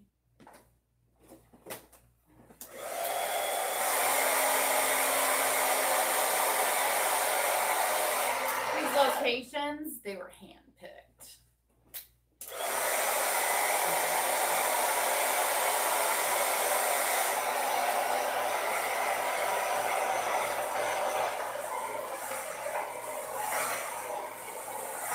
If I put that like up there, you could totally be like, she's like sitting in a mental institution with her head down. So we're gonna say that's what we put the camera in there for. But really we just did it because we're like crackheads and we steal all of her money and like she won a lawsuit, and so we're gonna make it look like it was us that won the lawsuit. So I'm gonna stand in there and pretend like she's doing drugs.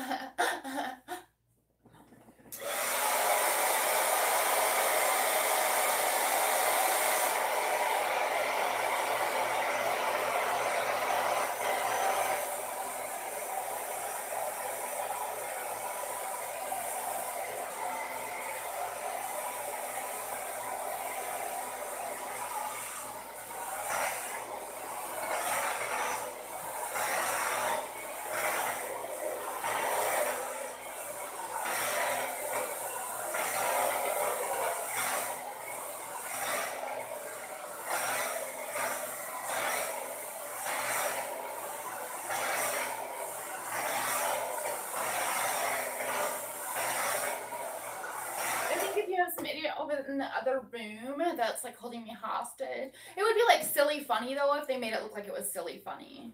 And so he could just be like, I dropped a ball. And I'd be like, because you don't have any balls, motherfucker.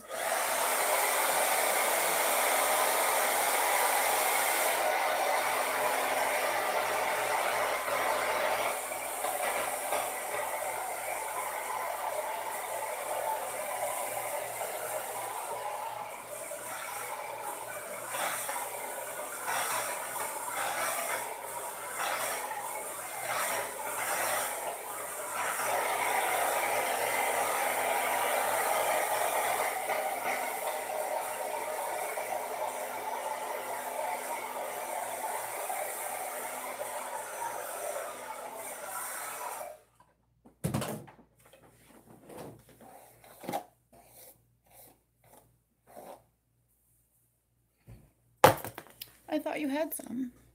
Do you want me to pick them up off the floor for you?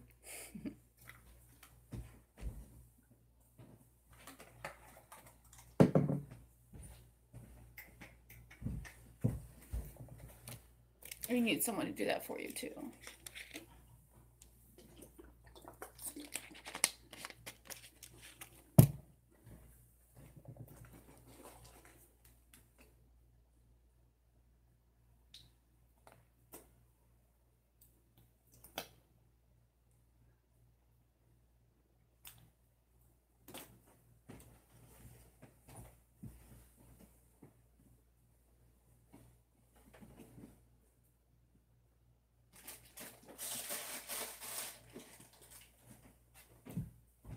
Is there by chance anybody in your bedroom that is trying to make it look like you don't ready?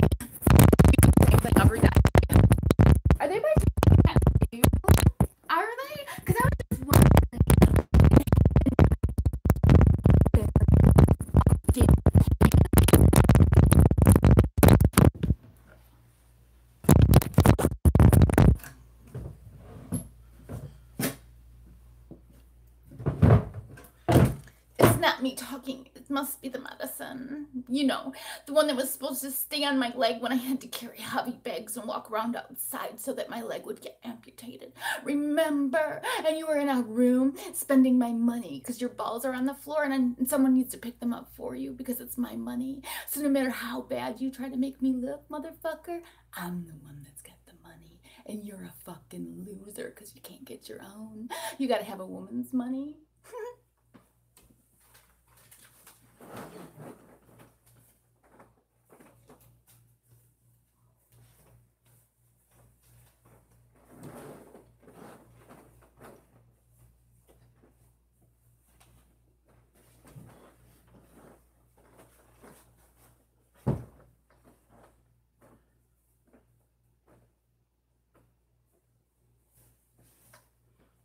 Should I? I have time. What time is it? I gotta go out to lunch. It'd be fun. You know, maybe with somebody normal at some point.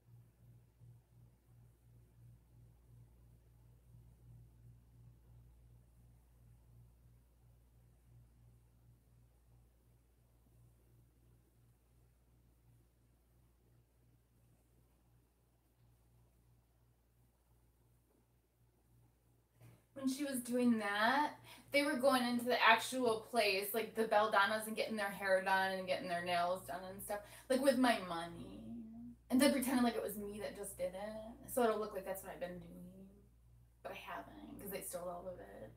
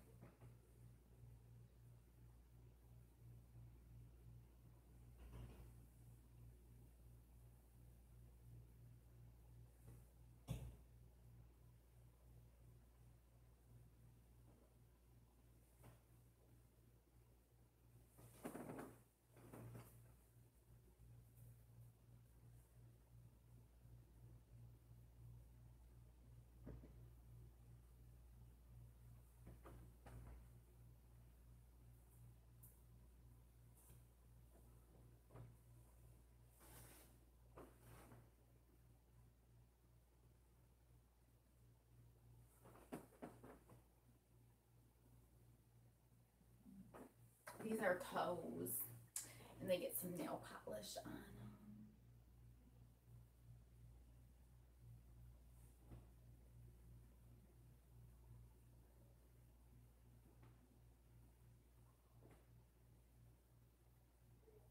I think he made it look like it was just like stopping over here.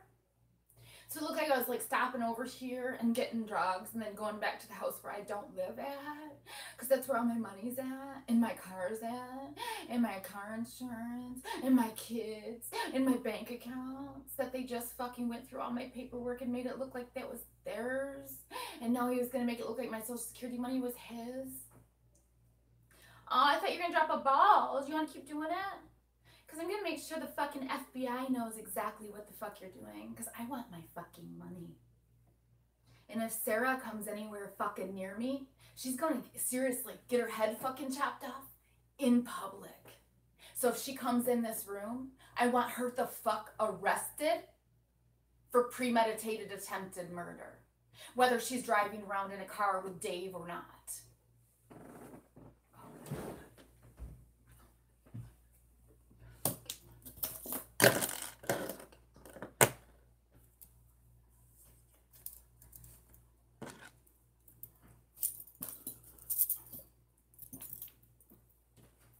I think if you made it look like I was doing drugs, would you totally be able to make it look like I didn't need my supplies? Then I would die. I don't know if that's called attempted murder. So I was just wondering, if it is, I can kill you, right?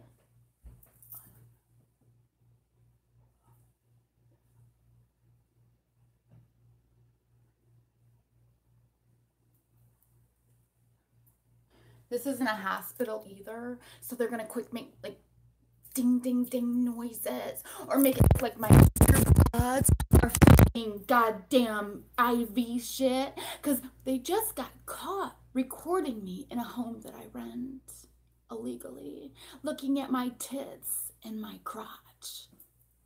Oh my god, you're fucking...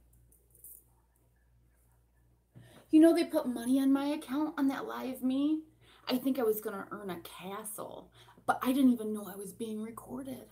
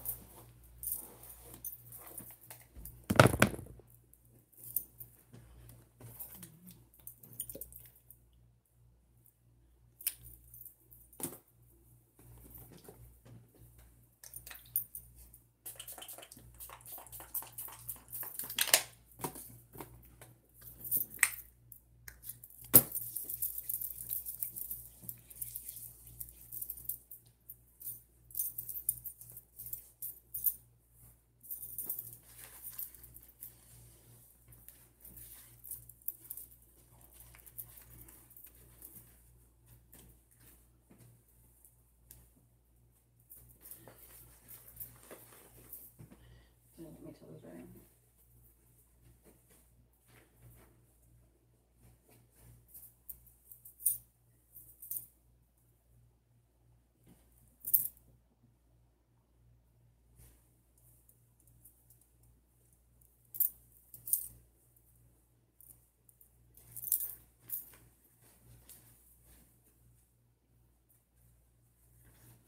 look at that tree limb on the balcony. I'm gonna go look at the one that's missing. One that fell on my head. I'm gonna go look at it. I'll go stare at it.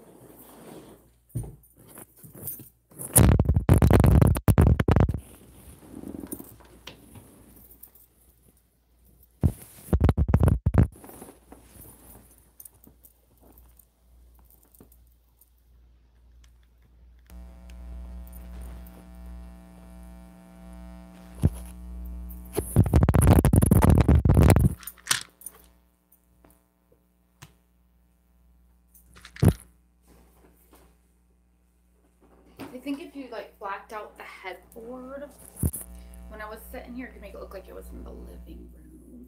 And that way it would look like it was legal. And then it would look like I took my clothes off for you, huh? Is that what it would look like? Fucking disgusting fucker.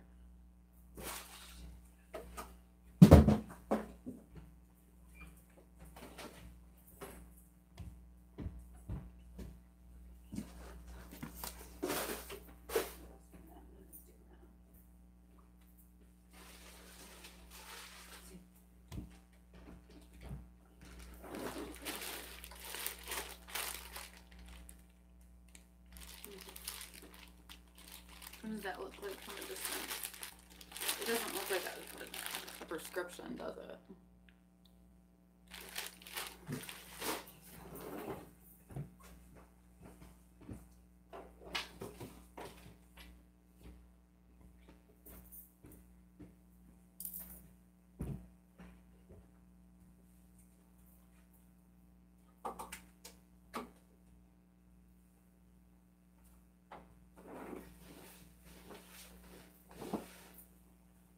Wanted a way to come in this room, so they made it look like we were changing out the TV boxes. We did come in here. And when I was sitting in here, because I wasn't going to leave it in by myself, because I see him squat down over there, and I was like, what's he doing over there by my medical bag? Then he came over here with like a cable cord and stood over the top of my bed and put a cable cord around the bed.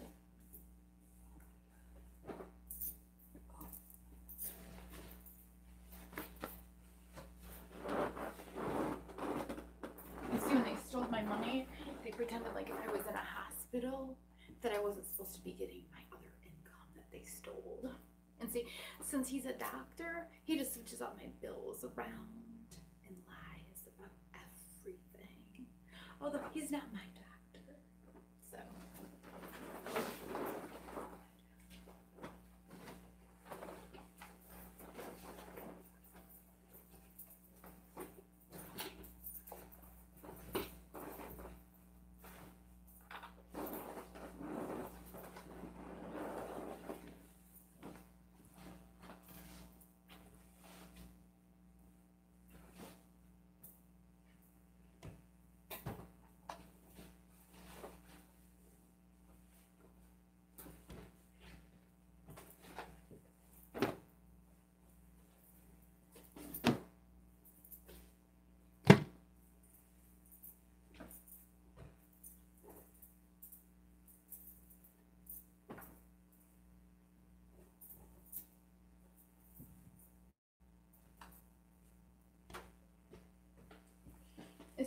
entertainment of it is getting to me. It's just so funny. It's like I break down laughing. You don't see me. Oh, you don't see me doing that? Oh, that's weird. I wanted to.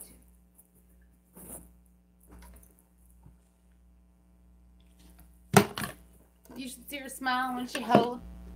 You should see her smile when she holds her son. I can honestly say.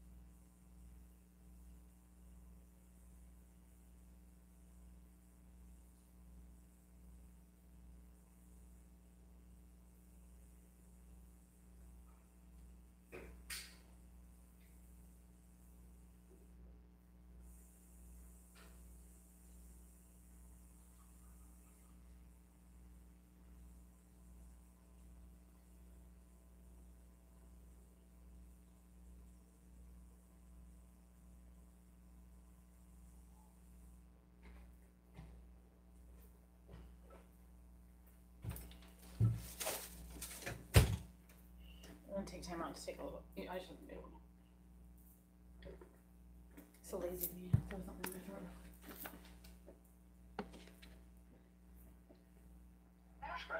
You need to move forward, but I mean, it was very interesting to watch all this. We have a lot to discuss here, from the memorable moments to the memorable fashion to tradition to history being made. Of course, the fashion and more. Joining us now is CNN contributor and author of Elizabeth the Queen, The Life of a Modern Monarch, Sally Bedell Smith, and also our royal historian Kate Williams here as well. So let's start with the most memorable moments. By the way, welcome to you. What stood out to you? Okay, I'm an American, but I absolutely loved Stand By Me. And I thought that gospel choir, particularly when they started to sway a little bit, I thought that was such a kind of quintessentially American moment. And it reflected Black culture, but it also was a great hit in American rock and roll. And I thought, I also loved the way the Reverend Curry had kind of, he struck a sort of informal tone. He said, now I don't want to get you all waiting, and I know I have to get on with this. But he ranged from, the sort of area guy, Teilhard de Chardin, to Martin Luther King Jr., and the whole notion of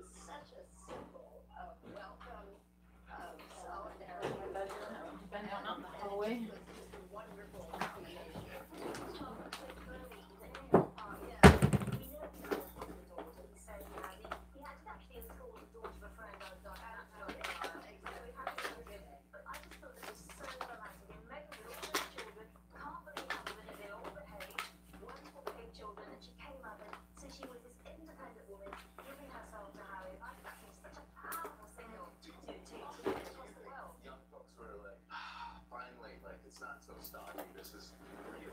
Well, I've been looking on Twitter and social media all day, and all I've had of this was people saying, I wasn't really Britain, I wasn't really interested, but this is different, this is exciting, this is multicultural Britain, and we know there are lots of street parties. I've been like, my dear, I'm excited now. It's only 4 o'clock in England, but already we're starting on the wine, and people in Brixton and South London, the very traditional Afro-Caribbean community, they've got huge street parties there. They didn't for the first wedding, and that's because they're really silly, young and exciting, with all these young guests. And what I loved was seeing David Beckham giving a real hug to one of these survivors of our Manchester bombings, the Manchester bombing survivors, who were invited to be some of the guests there. And that was really wonderful to think that this is very happy news, but not to forget those who had tragedy last year. Well, I just thought that the Queen is no stranger to evangelical preachers. She was a friend of Billy Graham in St. George's, but she didn't preach in a private chapel with her. So that is a different form of evangelism. But I think it had to resonate because she is a deeply religious woman, and that was a deeply religious sermon. What a positive and beautiful message it was. Yeah. The love of God, the love of another. Yeah. Beautiful, beautiful day. Yeah. All right, Sally, Kate, thank you so much. Yeah, we've got a lot more to cover straight ahead here on our royal wedding coverage here on CNN. One of Prince Harry's closest friends and business partners, well, they just left the Queen's reception. He gives us insight into the Duke and Duchess of Sussex. We'll be right back.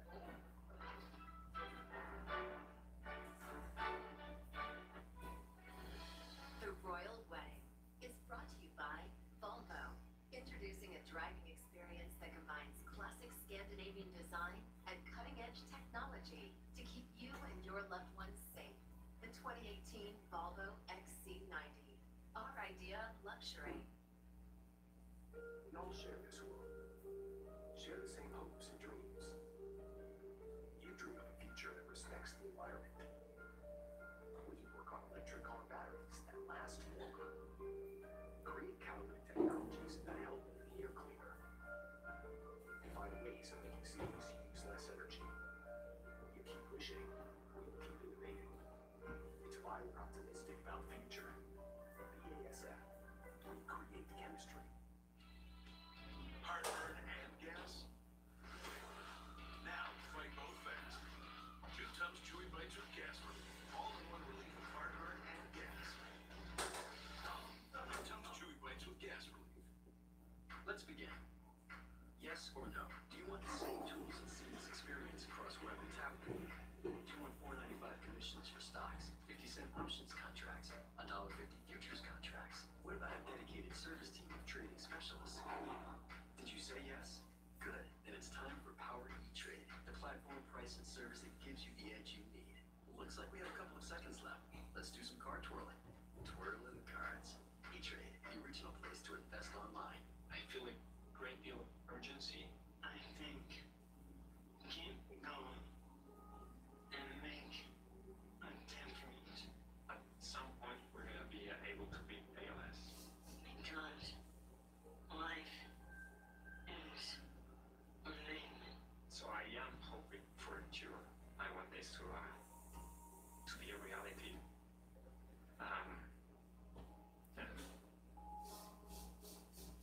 Now with Gators, grab your friends for the must-see comedy of the summer.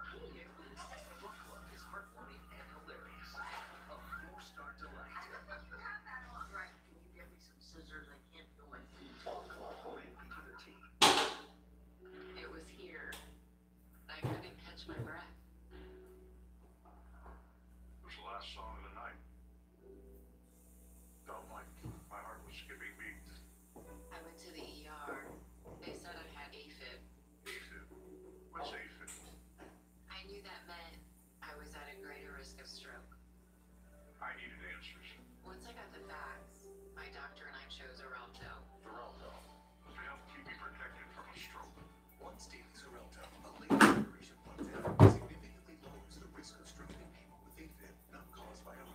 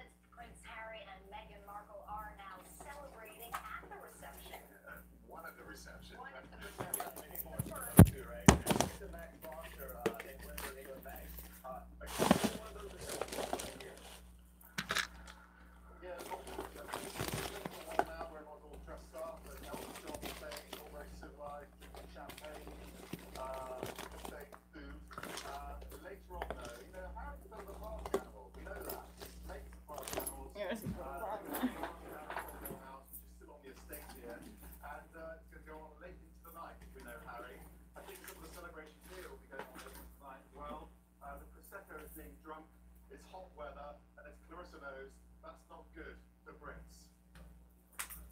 It's always a recipe for disaster, Max. This is true, and I can only assume across the country now there are many Britons who have enjoyed the day, who are getting very drunk on Prosecco and also the sunshine, which is a rare treat here. But Max, give us a sense. People who you've been talking to, you're there on the long walk all day. It's been filled with thousands of people. What are they telling you? What was their impression of this ceremony? Well, they're all pro-monarchy, and they got what they came for, which was the fairy tale. I mean, this is an LA girl from a broken home who had a very successful career, met her prince, and didn't just get subsumed into the system, which is very easy to do. And it's incredible how she asserted herself today, I think. She did it in her own way. And we saw that in so many elements. I mean, Don's been talking about it. And I think that, there are many memories here. The kids were great. It was lovely to see Roy Raglan, shed a tear when her daughter came in. Harry was emotional. So they're all fairy tale elements. But then you have the really progressive elements, which was, I think, probably defined by that choir. And seeing everyone respond to that. And it was a breath of fresh air. I mean, our colleagues, our British colleagues, have all talked about how these are so stuffy, these affairs, and it lightened it. It spoke to now, and you've got to remember that the Queen would approve everything here, and she feels that the country's ready for modernisation, so she allowed Meghan to do whatever she wants with this service. It was fantastic. But they're very similar in that sense, and they're very relatable. He said she's from a broken home. Well, he is too. I mean, his parents were divorced, and he lost his mother, and Anthony was as well. So they're very relatable. They're people that pull down the facade. They transcend the monarchy. Yeah, and I've got an important question for you, Max, because I understand the reception that they're going to now, which is hosted by Prince Charles. If I have it right, it's called the Meet Up. Explain that to us. The visa is Clarissa, help me out here. I haven't explained it all day to Anderson. I mean, it's basically, how do I say it in a politically correct way? Clarissa, I'm just going to bounce back to you. Oh, no, Max, I insist. You must do the honors here. There's going to be a lot of drink, a bit of debauchery, and nothing's going to ever be reported from it. It's going to be a black hole in royal history. And some great toasts. I'm sure there'll be some great toasts. I'm sure Prince William will make a speech as the best man that is likely to embarrass Harry. That is always a rite of passage at any British wedding. And Max, I just wanted to ask you one more thing that really struck me. I think we saw sort of a different side of Prince Charles today. Yeah. He was so gentle, both with Meghan and with Dorius, so chivalrous, which of course he always is, but there was almost a tenderness that came out of him.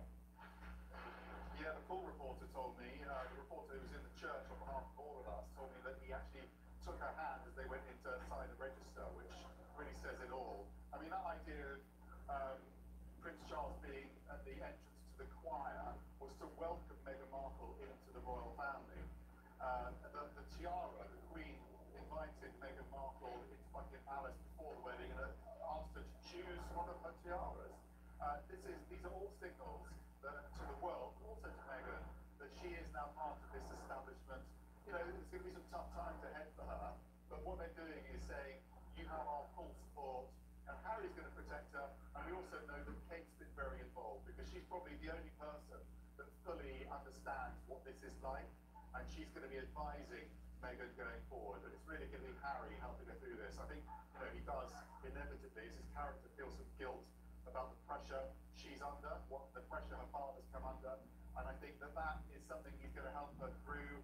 I think she's also helping him with this nervousness he has in public, and they're going to be a real double act. Very good. Very well said, Max Foster. Thank you. Chris, I have a really good feeling about this. I mean, I still stick with what I said earlier. I think this is going to be transformational for the royal family. I don't think that they're going to all of a sudden spring into the future in a day or two, but I think this is a turning point. No, it is. I think it's a watershed moment, and what happens from here on out, we'll be watching very closely. Yeah, and the important thing of the day is dress, right? Absolutely. Yeah, so we're going to be talking specifically about Meghan's dress, the designer, and what it says about what we can expect from a fashion sense from a royal. Fashion sense from a royal. We're going to be back with our special coverage from Windsor in just a moment. Don't go anywhere.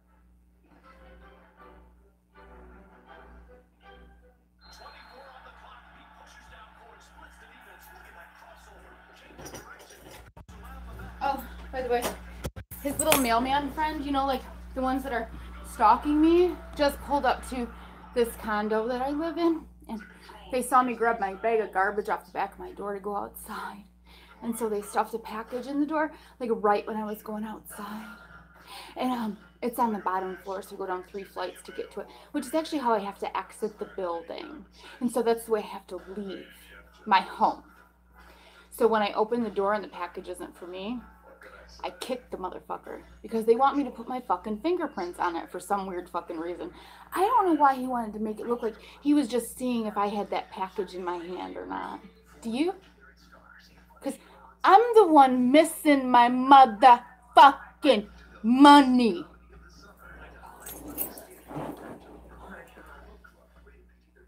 At Ally, we offer low-cost trades and high-yield savings. But if that's not enough, we offer innovative investing tools to prepare you for the future.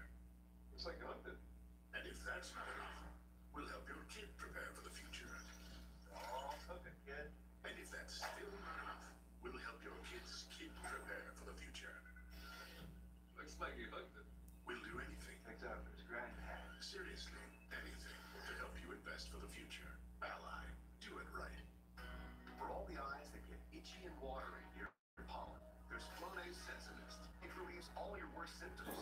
By the way, he's the one that just staged the event. Gentle mist you can barely feel.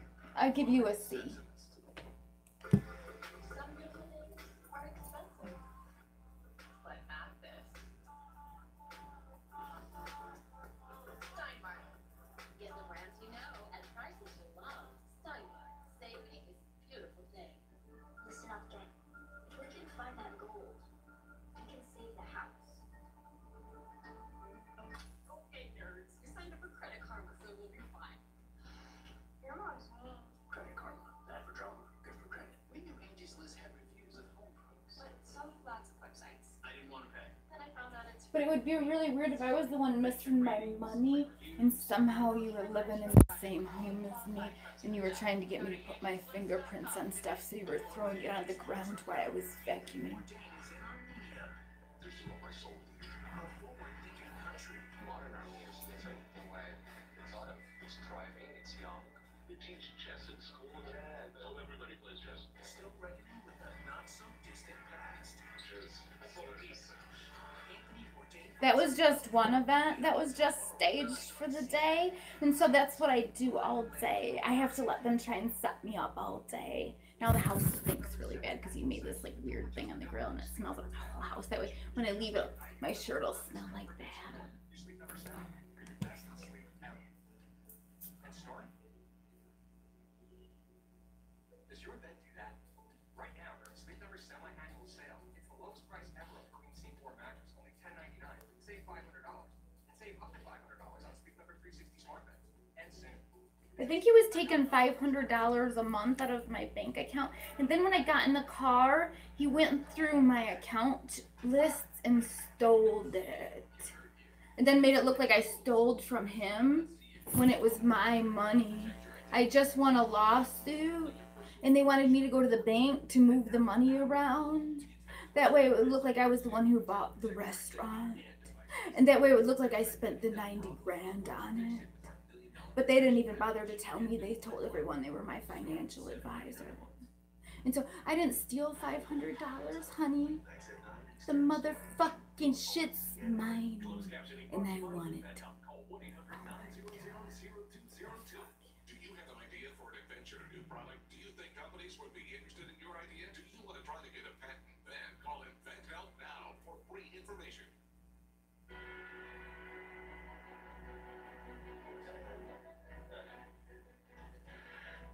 Well, we are back for the royal wedding, and look how beautiful it is here. I mean, you said this is an unusual match.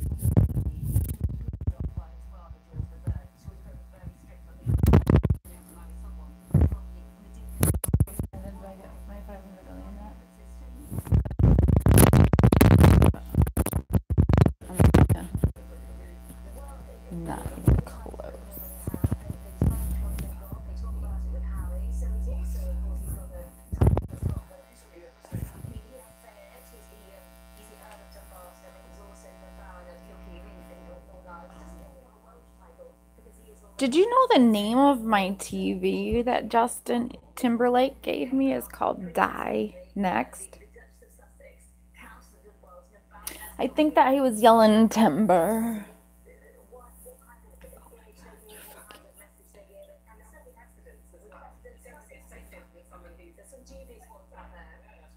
I just went and brought my garbage out to the dumpster outside, and I had to like walk. They moved it actually because I put it on my camera, and so you guys could see the dumpster. So they moved it across the parking lot, so I had to walk that way.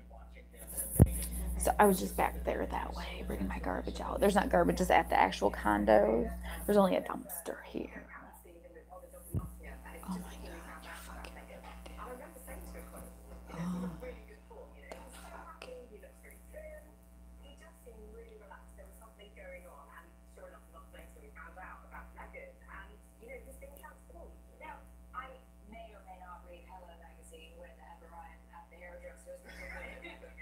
That would be cool if I was like at the hairdresser, but like you could go with my money. That'd be even cooler. I don't think I would say anything. I would just like sit here and be like, oh my God, it's so funny. She makes it look like I'm the one that was stealing. She could like totally go spend my money.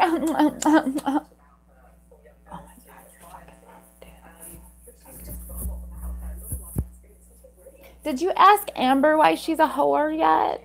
I forgot to. Let me get on here. Amber, why are you a whore? Okay. What I mean, are you a prostitute? No. I thought you were.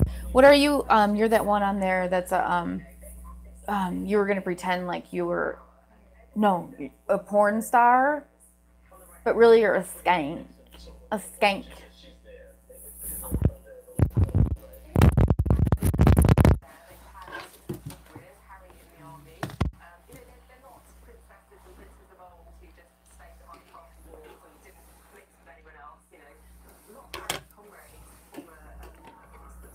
I wonder if they like went into Walgreens like after they kidnapped my son, and then I had to go over their house and go to court that day when they all committed perjury. Do you guys perjury is a crime? And so when you went up there and committed perjury while your daughter was sitting there, she knew she was the beneficiary from when her grandfather died, and so she knew why you guys were committing perjury.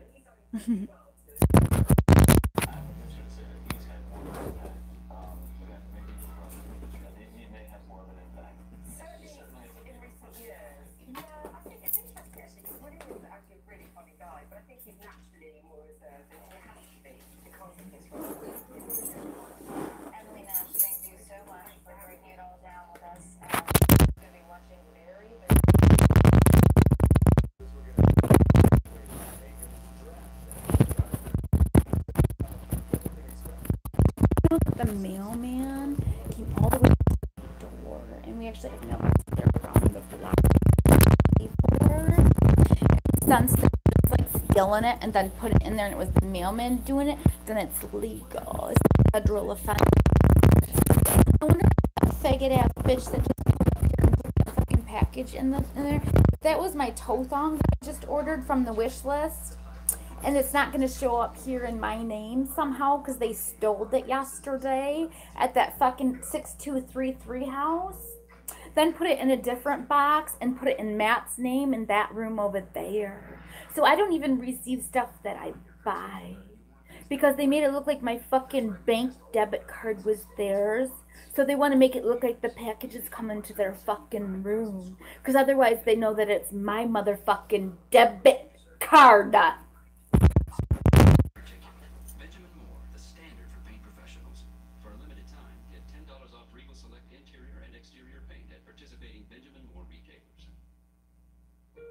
Share this world. Share the same hopes and dreams. You dream of a future that respects the environment. We work on electric car batteries that last longer. Create catalytic technologies that help make the air cleaner. That fucking stupid ass bitch that's talking to Jerry that lives over at 6233 that runs out in front of my condo and sprays spray paint. And then she comes out there in workout clothes right after I get done working out and get dressed. It was the last song of the night. Felt like my heart was skipping beats. I went to the ER. got AFib. AFib? What's AFib? I knew that meant I was at a greater risk of stroke.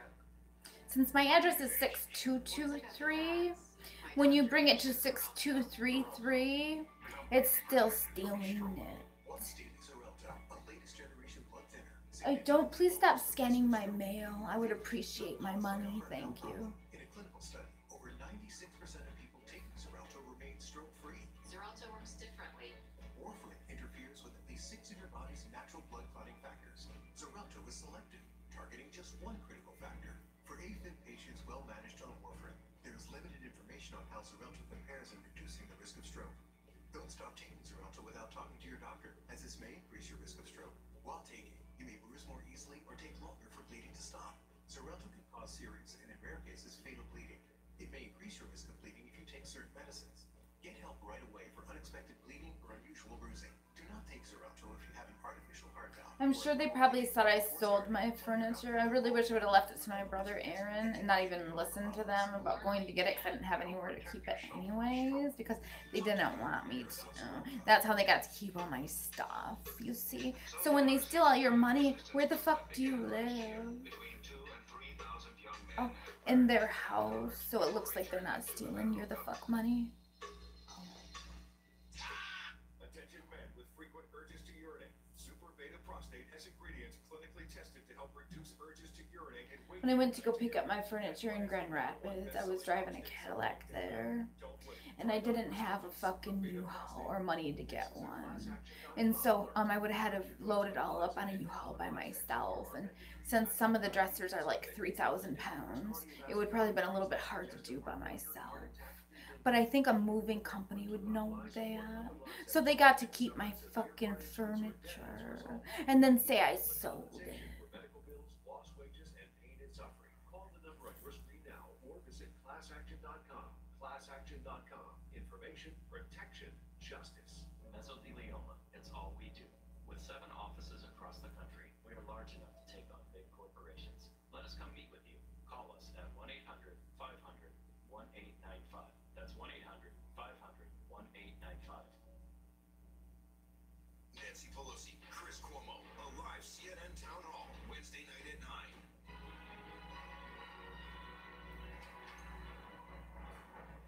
All right, well, welcome back. We're now They were gonna make it look like my fingerprints were on that box and that I received that toe thong.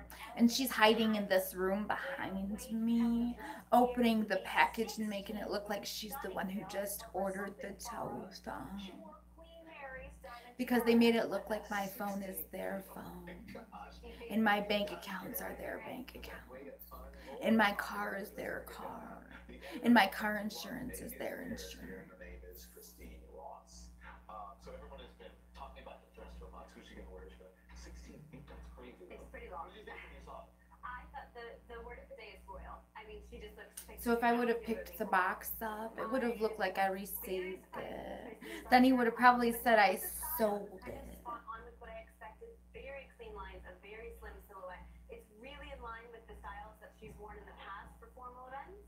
So it was really kind of in line with her usual taste. But the money was on Ralph and Russo. The money was on Ralph and Russo. We expected this big, glittery, poofy princess dress, and we got something completely different. But this is in keeping with her style, as you said. I mean, she's very fashion forward. They knew that I was getting the 5-star Maury houses on my phone.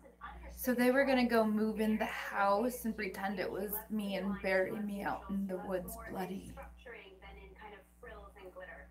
So this wasn't from a analysis of the fashion. It wasn't a huge surprise. But I think for a royal wedding gown, a lot of people were looking for a very princessy affair. But it's very Audrey Hepburn. It's very Audrey Hepburn, and it is very So when I was looking at the houses for $500,000, they was gonna make it look like it was their phone. In fact, they're gonna put the same clothes I got on just so they could make it look like that was their home. But when we look back at history, we look at the silhouette of this dress, I think it will hold up very well. Absolutely. History will remember this dress very fondly, although I don't know if Twitter is going to remember it so well. Right. They don't remember it as well, do they?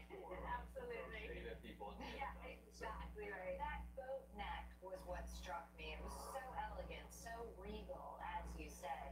I mean, it really just didn't look and it certainly didn't look anything like Kate Middleton's dress either. Absolutely. I love that boat neck because it was almost like a centimeter, a little bit wider than you would have expected, like where it's almost risque, but still very, you know, appropriate. Thank you for making my point. I said that earlier, and someone didn't agree with me because I think did she wear something recently that was sleeveless or off the shoulder? My flat screen that I had is actually, I gave it to Hershey, Jason Hershey, like who lives with Andrew. And I gave it to him because I had it in my car, and you see, I didn't want to keep it in the back seat because it was gonna break it, and I didn't have anywhere else to put it, so I said, just go ahead and have that motherfucker. The thing is that they made this screen not work, but it works when they have it. And you could wear the dress today, you could wear it 50 years ago, you can wear it to the future. Princess Diana, as much as we all loved her, that was my old TV. So I didn't get to sell any of that stuff, by the way. And all my clothes are at Jeff and Sarah's house. And all of my stuff that goes inside my house to decorate with was there. And like my $500 table from Pure One Imports that went out on my balcony was there. And all of my blenders and all of my dishes and all of my fucking new shit that I just bought. And every fucking thing I own is in their homes. And they're all liars. And the thing is Justin Ego's got my coffee table, and he made it look like I sold him that fucking thing. And I didn't. I gave it to him, but that's not why. Because that's just what kind of fucking person I am. Very quintessentially British. I think Meghan's an American. She's mature, she's modern, and we're going to see that in her fashion going forward. You know, she's already choosing, when she wore a great Amelia Wickstead suit to the Anzac Day, it was Amelia Wickstead, which is British. It was a suit, which was appropriate. It was very modern, very kind of a funky cut to it. So when I was getting on my phone and they're hacking it, they're running at the same time I am. So when I click on something, he'll make something pop on my screen really quick and make it look like I was going to sell something. So I don't know who can actually see the screen because there's two people. So one of them's looking and the other one's doing shit to me to make it look like that's what I'm doing. So this is all day fucking long. And so I'll click on something on my phone and it'll have like Facebook pop up and all of a sudden be like, this is where you sell stuff. No, they just sold my fucking bracelet in the other room and he's gonna sell it. I mean, or her, the fucking crackheaded whore, whoever was running around this house doing that smelly stuff is stealing my shit.